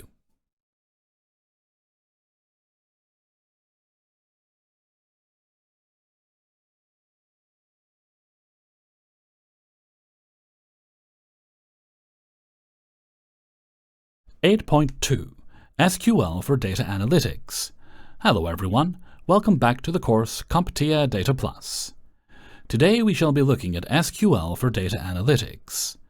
SQL, which stands for Structured Query Language, is a powerful and standardized language used to make and manipulate databases. It is essential for data analytics because it allows you to efficiently retrieve, modify, and analyze data stored in a relational database. In this topic, we're going to cover some fundamental concepts. SQL is primarily used with relational databases, where data is organized into tables that are related to each other through keys. Relational databases are widely used for storing structured data, and SQL provides a standardized way to interact with this data. The structure of a relational database could include a table, which is made up of rows called records and columns called fields. Then there is the primary key, which is the unique identifier for each record in a table. Next is the foreign key, which is a column in one table that references the primary key in another table. Here is an example of a customer's table where we have the ID, first name, last name, city, and another table where we have order ID, customer ID, product name, and other details. So here the primary key is the customer ID, and in the orders table the foreign key is the customer ID. Some basic SQL queries could include the select query, which is very common and the most used, as it is used to retrieve data from one or more tables. For example, if you are selecting all rows from the customer table, it's going to be select from customers semicolon. Do not forget to always put your semicolons. Filtering data with the where clause. The where clause is used to filter data based on a specific condition. For example, if we want to get the customers who live in New York, we would do select from customers where city equals open single quotations New York close quotations semicolon. Sorting data with order by is very important because it gives results of a query in ascending or descending order. For example, if you want to get all customers ordered by their last name in ascending order, you would do select from customers ordered by last underscore name ASC semicolon. If it's in descending order, you'd do DESC. Limiting results with limit. The limit clause restricts the number of rows returned by a query. For example, to get the first 3 customers from the customers table, you would do select from customers limit 3 semicolon. If you do not specify the limit, it will return all customers' data from the customer table. Another thing is aggregate functions in SQL. SQL provides several aggregate functions to summarize and analyze data. We have count, sum, AVG, min, and max. You need to take note of them because they are often asked in certification exams. The count function returns a number of rows that match a specified condition. If we are counting the number of customers in the table, we would do select count, open parentheses, asterisk, close parentheses, from customers, semicolon. When using sum, it returns the total sum of a numeric column. For example, to calculate the total number of orders placed, you would do select sum, open parentheses, order underscore amount, close parentheses, from orders, semicolon.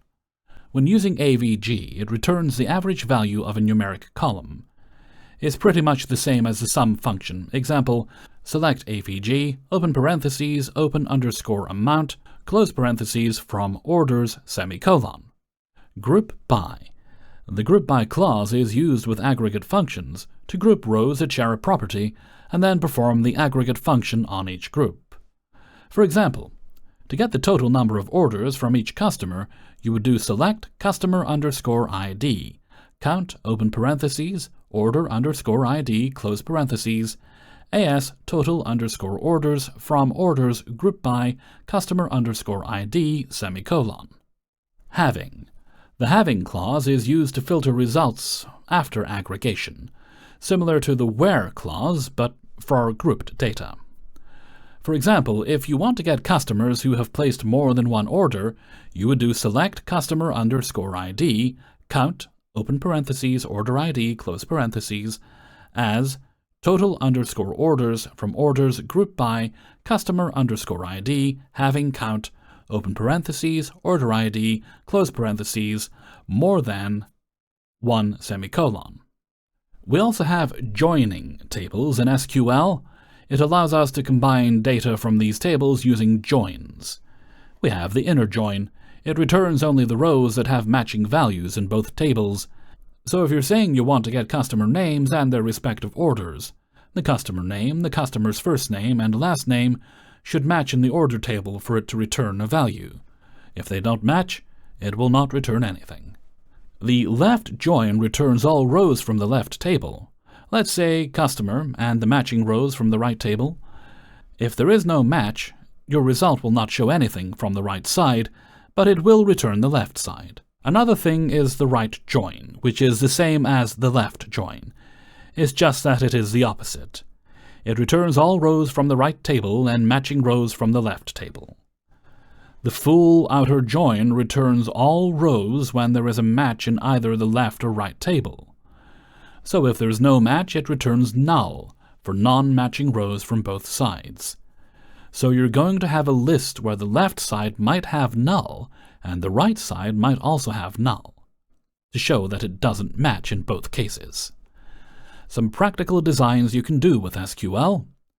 I've created one using a fictional database, a sales database, like the one I showed with the create table statement. It's very easy. You create tables for sales products and customers. You specify the sale ID, product ID. Don't forget that product ID and customer ID are primary keys. These are the referring keys in the sales table when you're creating the database. You'll have something like this. Then you can query the data using all these select statements and get all customers who made a sale, or get the total sales amount for each customer. You can use any database management system. You could use Microsoft SQL Server, which I highly recommend, or you can also use PostgreSQL, which is also a great platform. In our next class, we shall be looking at data visualization tools. We will have an overview of Power BI and Tableau. So see you in the next class as we'll be exploring these tools. Thank you.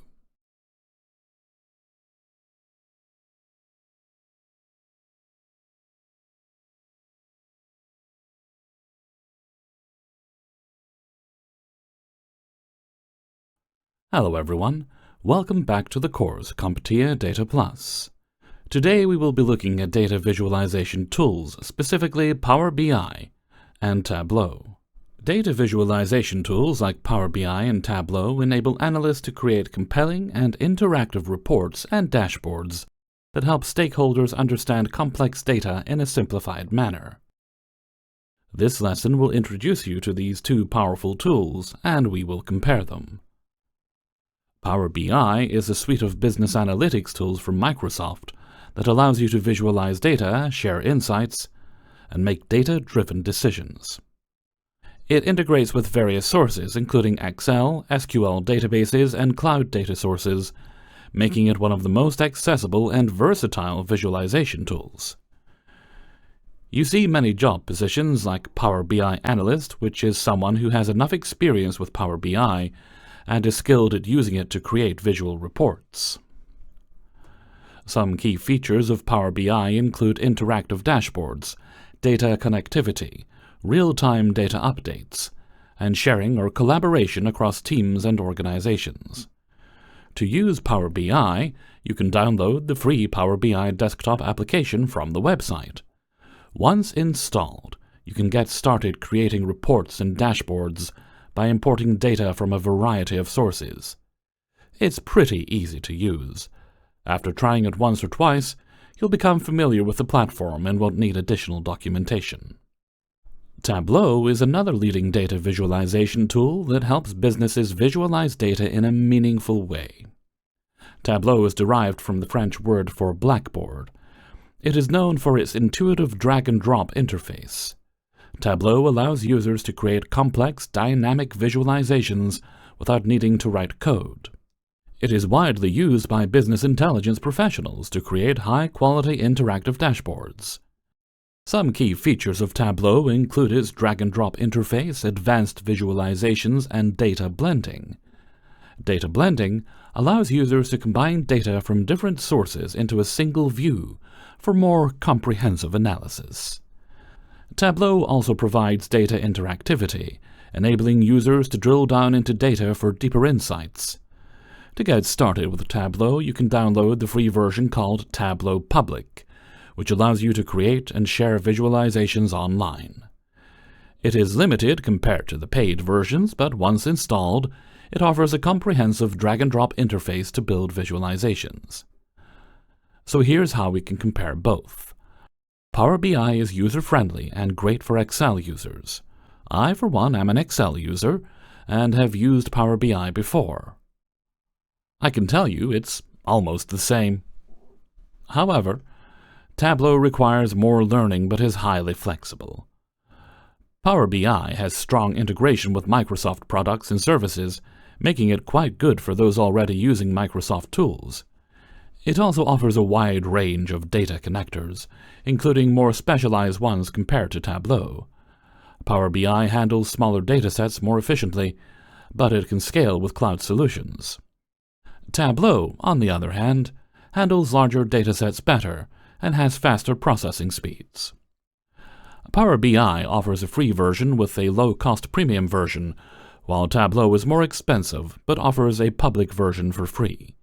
Both are easy to share, though sharing can be more complex due to the options and highly interactive dashboards. In summary, both Power BI and Tableau are powerful tools for data visualization. Both provide a wealth of functionality for creating interactive and insightful visualizations, and are highly favored in the business world. While Power BI integrates seamlessly with the Microsoft ecosystem and is more affordable, Tableau excels in advanced visualizations and handling large datasets. By mastering both tools, you can effectively communicate insights, tell compelling data stories, and make data-driven decisions. In our next lesson, we will look at Excel, as it remains a powerful and versatile tool for data analysis. Thank you.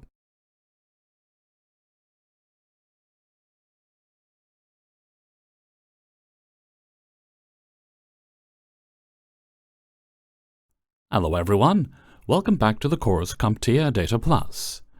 Today we shall be looking at the most widely used tool for data analysis, which is Excel. And this is because of its user-friendly interface, its powerful data manipulation features, and versatility.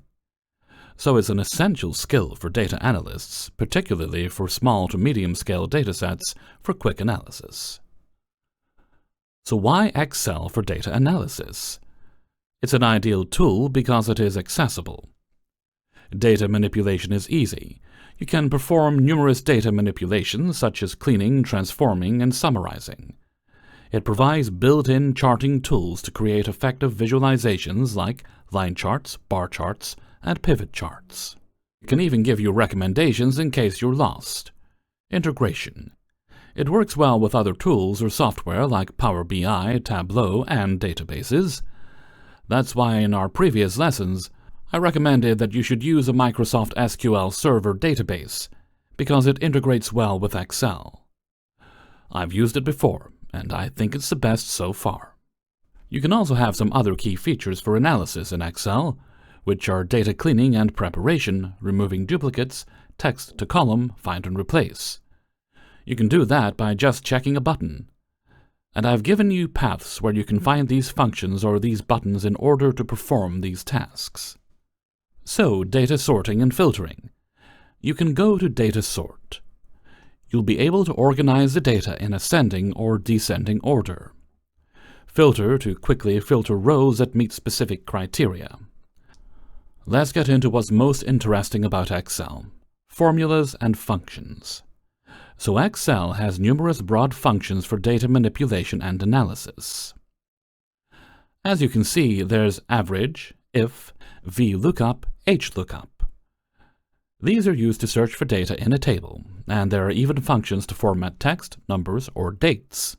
I've given you an example of how to implement the code of each of these formulas, so you can go to Cargo or, by yourself, create a predefined dataset of column A and B, and put in some numeric text, and try out all these formulas.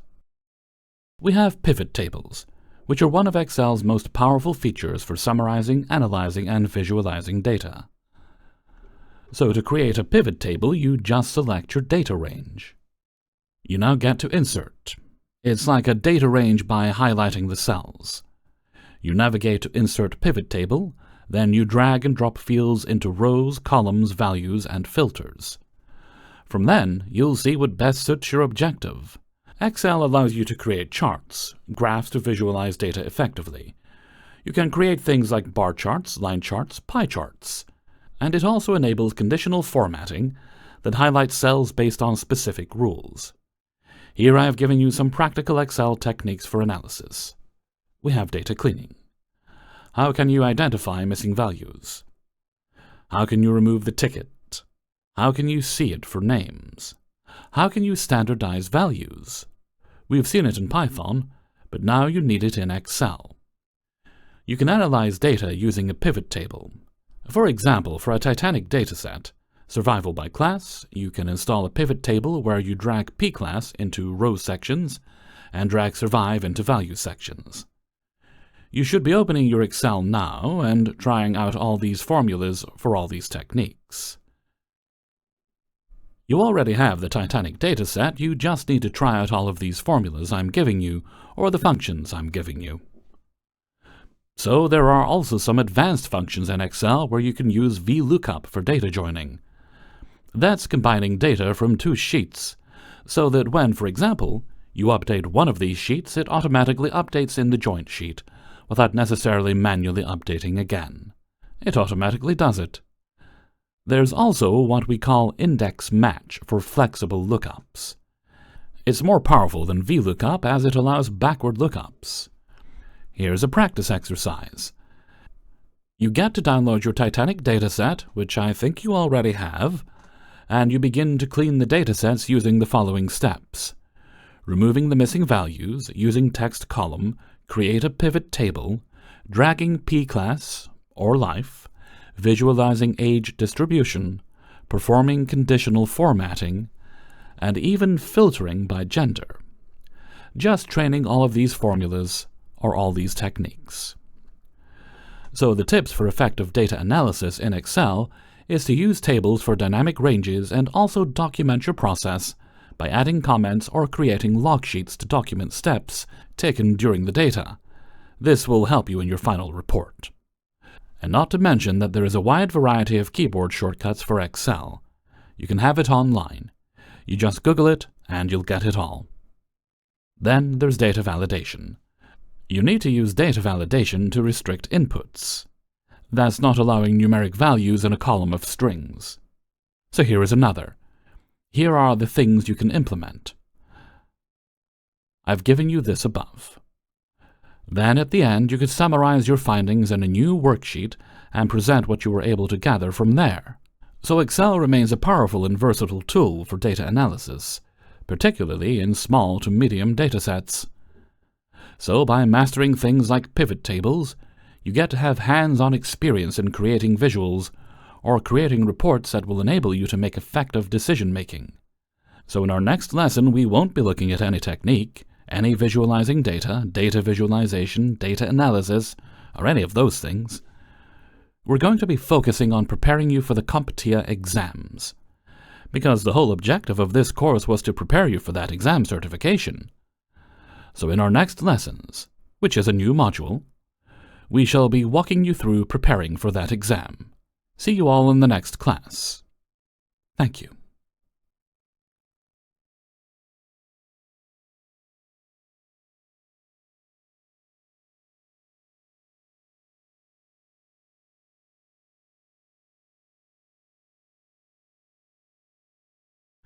Hello everyone, welcome back to the course CompTIA Data Plus.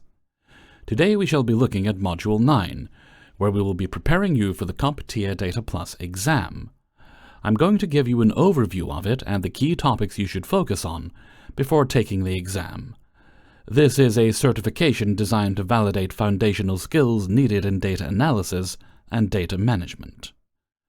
In this module, we will provide a comprehensive overview of the exam structure, key topics to focus on, and even give you tips on how to prepare effectively. First, let's get started with the overview of the exam. The exam code, as you can see, is DA0-1. Here's what it looks like. It consists of 90 questions, which include multiple choice and performance-based questions. The time limit is 90 minutes.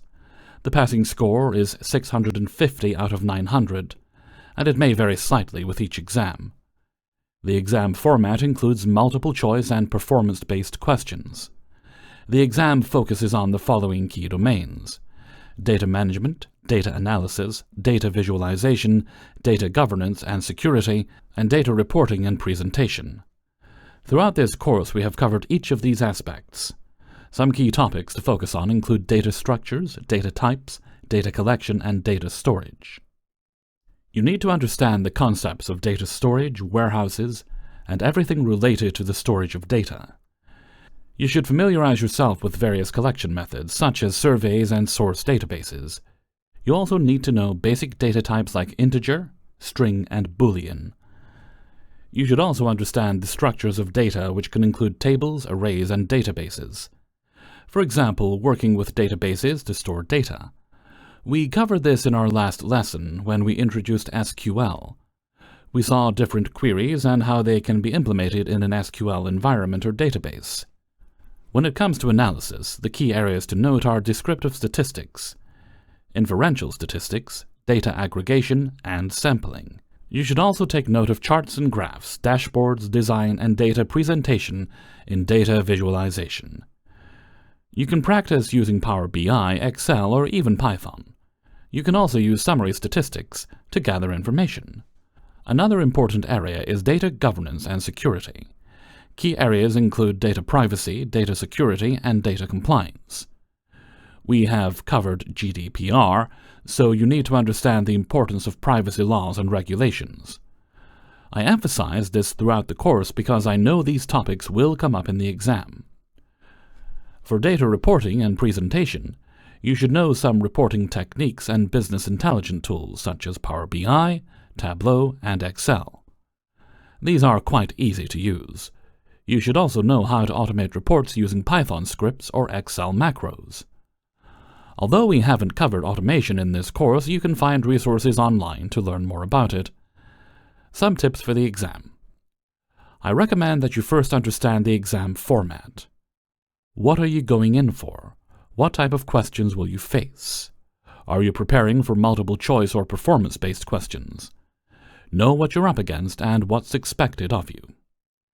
Focus on hands-on experience. The exam tests your strength in the field of data analysis, so practicing with real-world datasets will help reinforce your concepts and improve your problem-solving skills. This is much more effective than simply reading through materials. Use practice tests. CompTIA offers practice tests. Though they are not free, they have complete bundles such as the e-learning bundle and exam prep bundle. You can revise with these materials, which start at $43, making them affordable. Focus on core tools. Throughout this course, we've mentioned tools that are crucial for the exam. Take time to study these tools and learn their basics.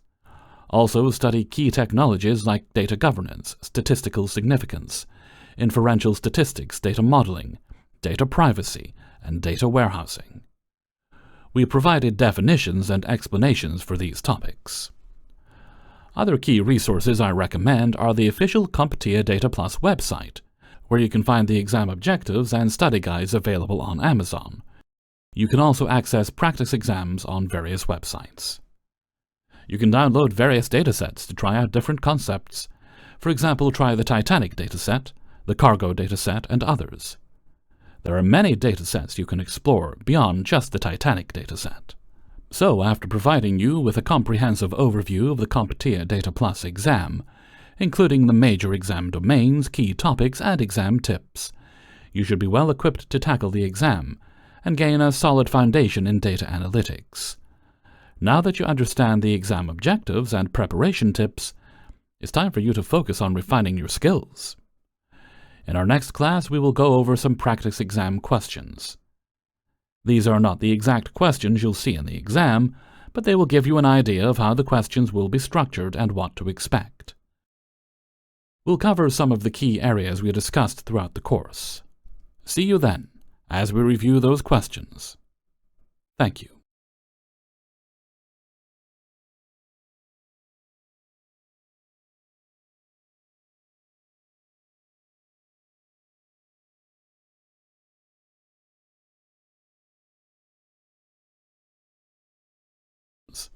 Hello everyone, welcome back to the course CompTIA Data Plus. As we move forward with preparing you for the CompTIA Data Plus exam, I have some practice exam questions for you. These questions are designed to test your knowledge and see if you're prepared for the types of questions you may encounter in the actual exam.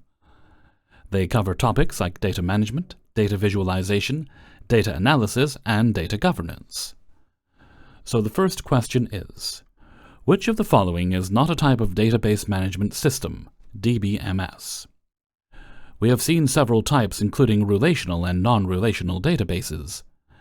The two main types are relational and non-relational, but distributed is another type of computational system, not a database management system.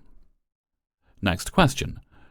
Which of the following best describes the concept of data normalization in a relational database? We have seen how to normalize data.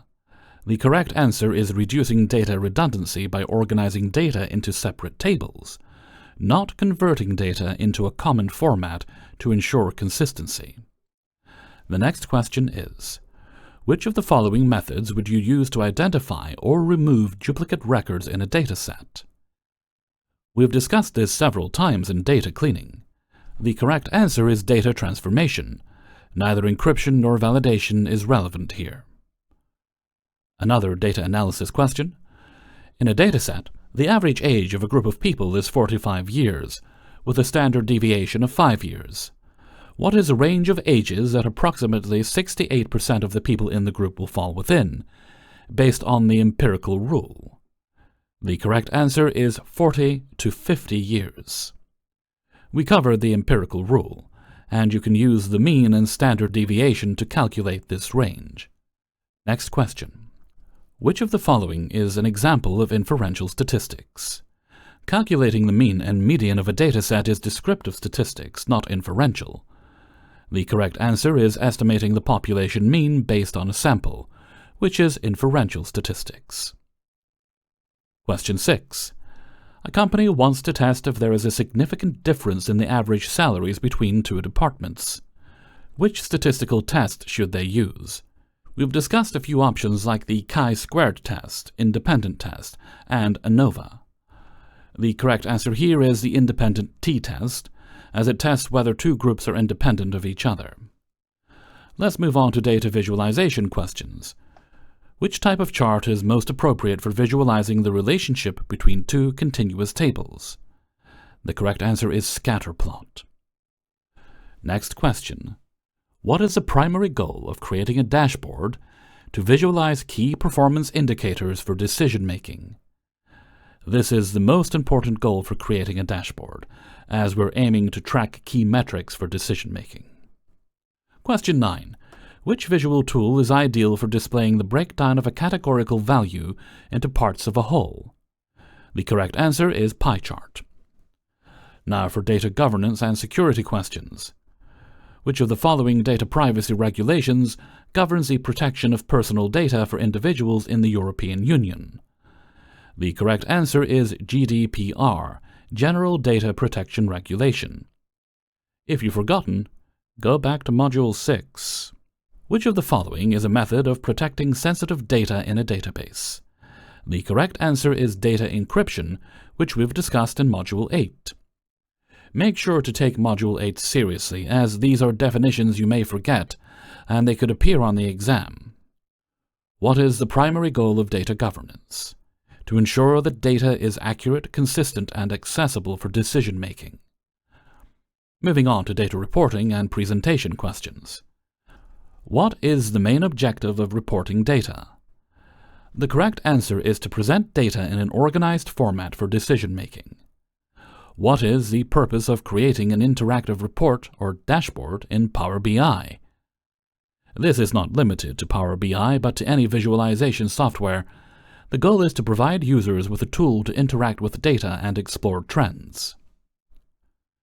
For which of the following is an example of data storytelling in a report? The correct answer is using charts and visualizations to explain the significance of data.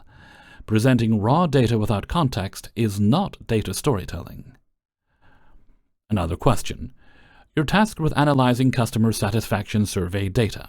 The dataset includes variables such as customer age, frequency, and satisfaction score. Which technique would you use to identify patterns in the data? The correct answer is data aggregation. Finally, you're given a dataset with multiple missing values in some columns. Which of the following methods would be appropriate to handle missing values in data? Ignoring the missing values is incorrect because some missing values are crucial. The best approach is to input missing values with the mean, median, or mode. Mode for categorical data and mean for numerical data. After going through all these questions, continue practicing with real-world datasets and use available resources like practice exams and study guides to maximize your chances of success. I showed you some bundles you can use, and certain websites offer free resources for practicing for this exam. In our next lesson, we'll look at some study courses and I'll provide tips that will help you throughout your exam preparation. See you then. Thank you.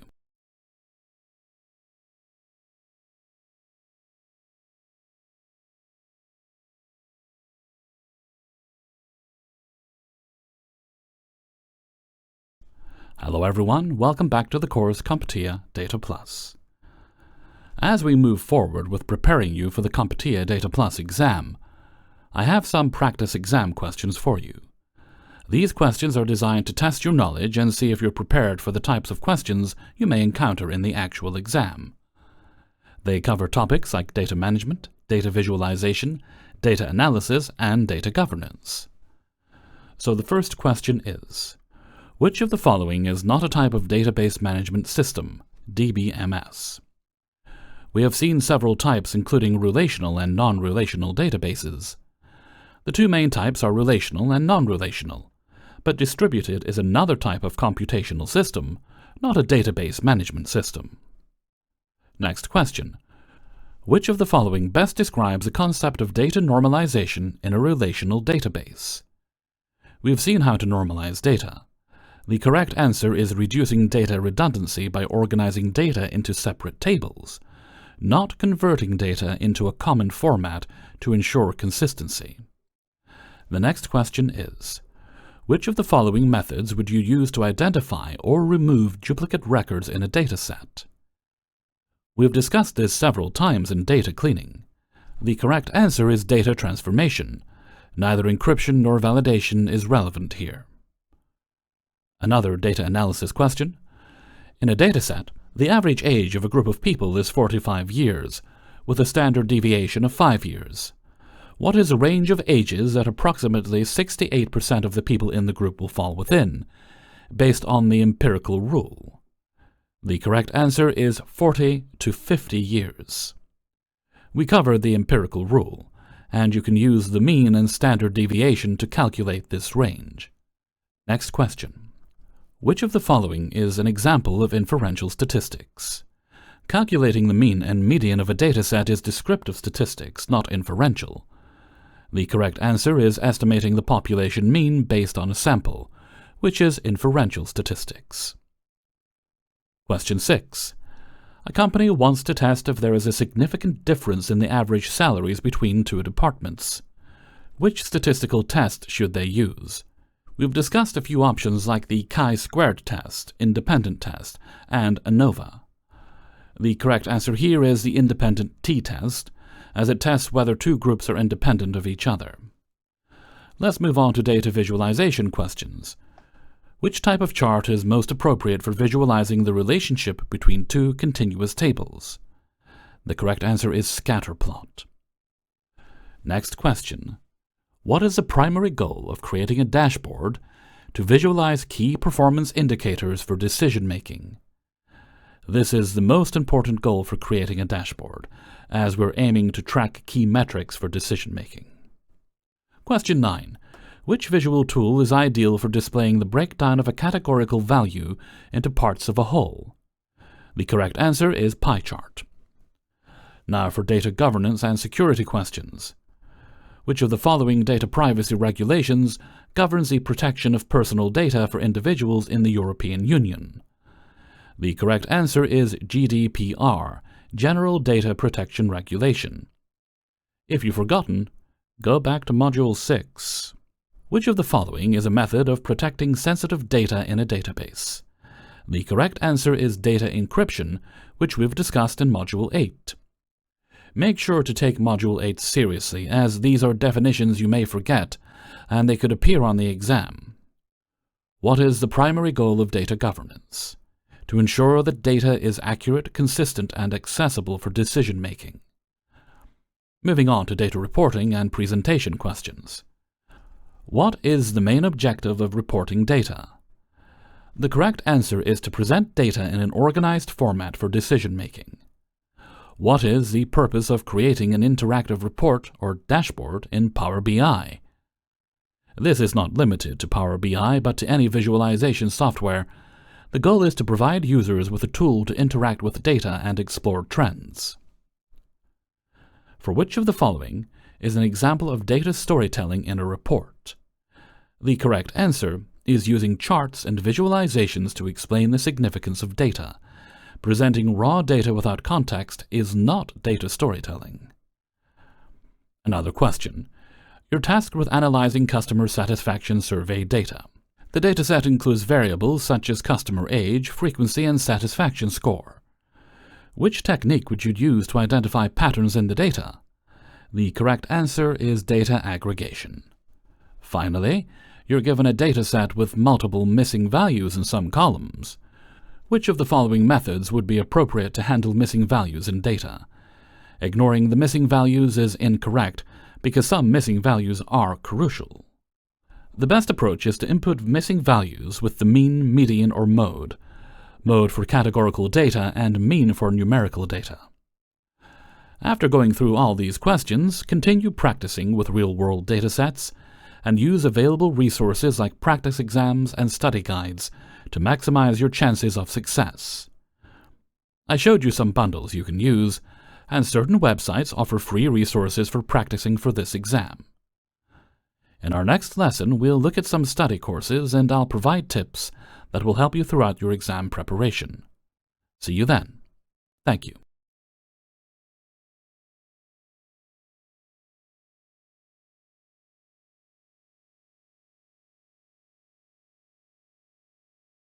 Hello everyone, welcome back to the course CompTIA Data Plus. Today we are going to do the final exam readiness check. What have we covered, and what haven't we covered yet at this point? This readiness check will focus on reviewing the key concepts, reinforcing particular skills, and identifying areas where you need additional review before the exam. So you're going to have a checklist of what needs to be reviewed before the exam, or what you need to configure before going into the exam. We mentioned the topics you need to tackle. We talked about data management, data analytics, data cleaning, preparation, reporting, privacy, and data analytics. I am laying emphasis on data privacy and security, or data governance, because this is something that will appear several times throughout the exam. You can also go through the module's content and make sure you're comfortable with the topics. We already defined the concepts, applied them, recognized the key terms, and also solved related problems using the techniques we discussed. As I was saying, the CompTIA Data Plus exam is actually designed so that you're able to analyze complex data while adhering to governance and quality standards throughout the entire data lifecycle. That's why I'm insisting on you getting familiar with data governance policies, data privacy, and quality standards, because this course places a lot of emphasis on these things. You can also practice with sample questions, get familiar with the question format, and time yourself to finish in less than 70 minutes. Actually, the exam is 90 minutes, but you should try to time yourself for around 70 minutes, so you have more time to review your answers. If you struggle with certain topics, you should dedicate more time to them during your revision. You should practice more on those topics and focus on the basics. I think you might have problems with inferential statistics or even predictive analysis. You should focus on those areas. To grasp them, you need to practice using a dataset. Change the dataset. Don't use the same one repeatedly. You can also have hands-on practice with tools. You need to know that the CompTIA exam is not just about theoretical knowledge. Practical experience is crucial, and you should be able to perform queries, clean and transform datasets, visualize data, and interpret statistical results. So we recommend hands-on practice with the following tools. You should also simulate the real exam environment. Time yourself, take the exam in one sitting, avoid distractions, and be in a quiet environment. Review the key formulas and concepts, such as measurements of central tendency, measures of dispersion, basic probability concepts, correlation, regression, and key SQL functions. We covered all these topics, as well as the best visualization practices, not forgetting data governance policies. Key study tips before the exam. Rest well, stay calm, do not stress if you encounter a difficult question. Skip it, and move on to the next one because most likely, questions later in the exam will help you answer the question you left behind. And the final checklist. Make sure you have reviewed the exam objectives and that you are familiar with the format. And you are prepared mentally and physically. I have also added additional resources for the final preparation. This is all about the exam readiness check. In our next lesson, which will be the last for this course, we will be doing an end-of-course project where we will be performing a business performance analysis using a sales forecasting dataset. It will cover most of the concepts and techniques we have used throughout this course, and I think it will be very important for you to practice using that dataset. See you then. Thank you.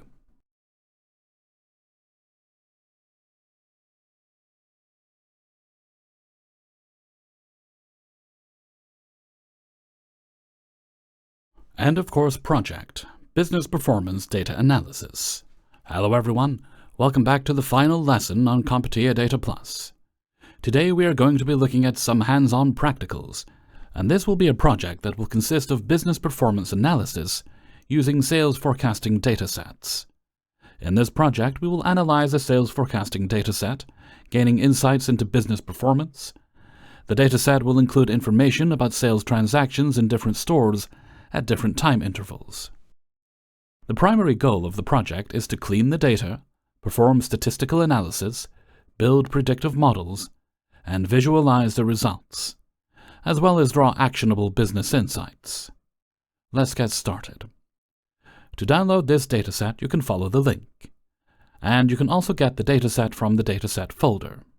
The necessary libraries we will need for manipulation, analysis, and visualization are listed here. You can see that Pandas, NumPy, and Matplotlib are the most common libraries for data manipulation and analysis. Then for visualization, we also have Seaborn. So we load the dataset and display the first 5 rows. As you can see, we have a couple of columns in the dataset, some of which are not very important right now. So step 2 will be cleaning the data. It's essential to ensure that your data is ready for analysis. This will involve handling missing values, removing duplicates, correcting data types, and handling outliers. We've seen this throughout the course, so we're just implementing what you've already seen. Before handling missing values, we need to check for missing values first. So I'm going to restart my kernel and then rerun the code. It's taking some time because it has to import a lot of libraries, which are necessary for this. While it's importing, we'll run this cell too, and it will display automatically when it's done, as I said. Here we're checking for missing values. As you can see, the postal code has 11 missing values, and the rest don't have any missing values. But let's go ahead and fill the missing values in the numerical columns if there were any. This is how we proceed. Then, I check the data frame columns to know the number of columns and to see all the columns present in our dataset. For the categorical columns, we could handle missing values using the code, which is the most frequent category. Then we remove duplicates in our dataset, removing drop_duplicates. We should not forget that we need to convert some data types, like ensuring the order_date and ship_date columns are in date type or in the same format. This is called standardization, and you've seen it before. Now we will check for outliers in the sales column using boxplot or statistical measures such as the data percentile or z-score. Here we will calculate the z-score for sales, and then we'll remove the rows where the z-score is greater than a threshold. The next step is descriptive statistics. Here we get the summary statistics of the row ID, postal code, sales, and sales region where we're able to get the counts, means, standard deviation, minimum, maximum, first quartile, second quartile, etc. This will give us useful statistics as mentioned. Next we will look at sales by store. We can group data by segments to get the sales statistics for each segment. Here we're able to get the data for consumer, corporate, home office, and others. This is the mean for each segment. For visualizing the sales distribution, we can use histograms or box plots. In this case, I'm using a histogram with 30 bins, so we'll have 30 vertical bins. Then we have inferential statistics, where we test a hypothesis to infer patterns from the sample data. We're going to do a t-test comparing sales between two stores. It's actually comparing two segments and the stores. This is a mistake I made. It should be two segments. After that, we get segment A, segment B, and we get the statistics, the t-test comparing the two segments. If the p-value is less than 0.05, which is not the case here, it indicates a statistically significant difference between the sales of the two segments. But that's not the case here, so there is no significant difference. Next is predictive analysis. Now we're going to build a linear regression model to predict future sales based on features like ship models, product categories, and other factors. First, we will do some feature engineering from the available data. Then we will predict sales based on these features. We'll do one hot encoding on the categorical variables, and then we will create a train-test split with an 80-20 ratio. After that, we'll train the model on a linear regression model. After evaluating the model, we see the mean squared error is very high, which means that the model doesn't perform well. In this case, it's not a problem with the model, it's a problem with the solution we're trying to solve, because it's not possible, or it's quite difficult, to predict sales based on those features. I was just giving this example for illustration. You can go ahead and check out different approaches. Let's get to the time series, because I also explored using time series data. Here we decompose the time series, where we'll have the observed, trend, and seasonality components. We also have the residual. Now we're splitting the data into test and train datasets so that we can train on the last 30 days and test on the last 30 days. This is why our model doesn't fit well, because we trained it on the same 30 days and tested it on the same 30 days. We didn't really split the dataset over a longer period. For forecasting, we get the actual and forecasted values, which don't really look similar. The forecast doesn't match the actual values well. When evaluating these, we have a much higher mean squared error, which means that the model does not fit appropriately. What you can do here is carry out more intense feature engineering in order to observe how the features work together and be able to come up with something good to predict the sales over time. Next is data visualization. The sales distribution by category is shown with a bar chart, which is very simple to understand. You get the categories furniture, office supplies, and technology. You also have the sales trend over time, which is shown in a line chart. However, it's very choppy, and you can't clearly see the trend or the line. Next is sales by region, which is also a bar chart. And then we have sales by ship mode, which is still a bar chart. We also get a correlation heat map, which shows the relationship between numerical values in the dataset. So let's tell our story. From our analysis, we observe that the sales show significant seasonal variation, with spikes during holidays and promotions. The impact of promotions is that stores with promotions tend to have higher sales, but the effect varies across different store types, i.e. different segments. The predictive model, which is a linear model, predicts future sales with reasonable accuracy, although not highly accurate. I've told you what we could do to remediate all these issues. This was just to give you the insights about what we've done and how we could apply it in the whole project. After being able to clean, prepare the data for analysis, explore the dataset, perform descriptive and inferential statistics, build the predictive model, and visualize key trends. The comprehensive analysis will now help businesses make data-driven decisions and even optimize operations if done correctly. So this marks the end of our course. Do well to prepare for your exams. Don't forget to practice a lot and review the certification exam objectives. I wish you good luck with your exam certification. Thank you.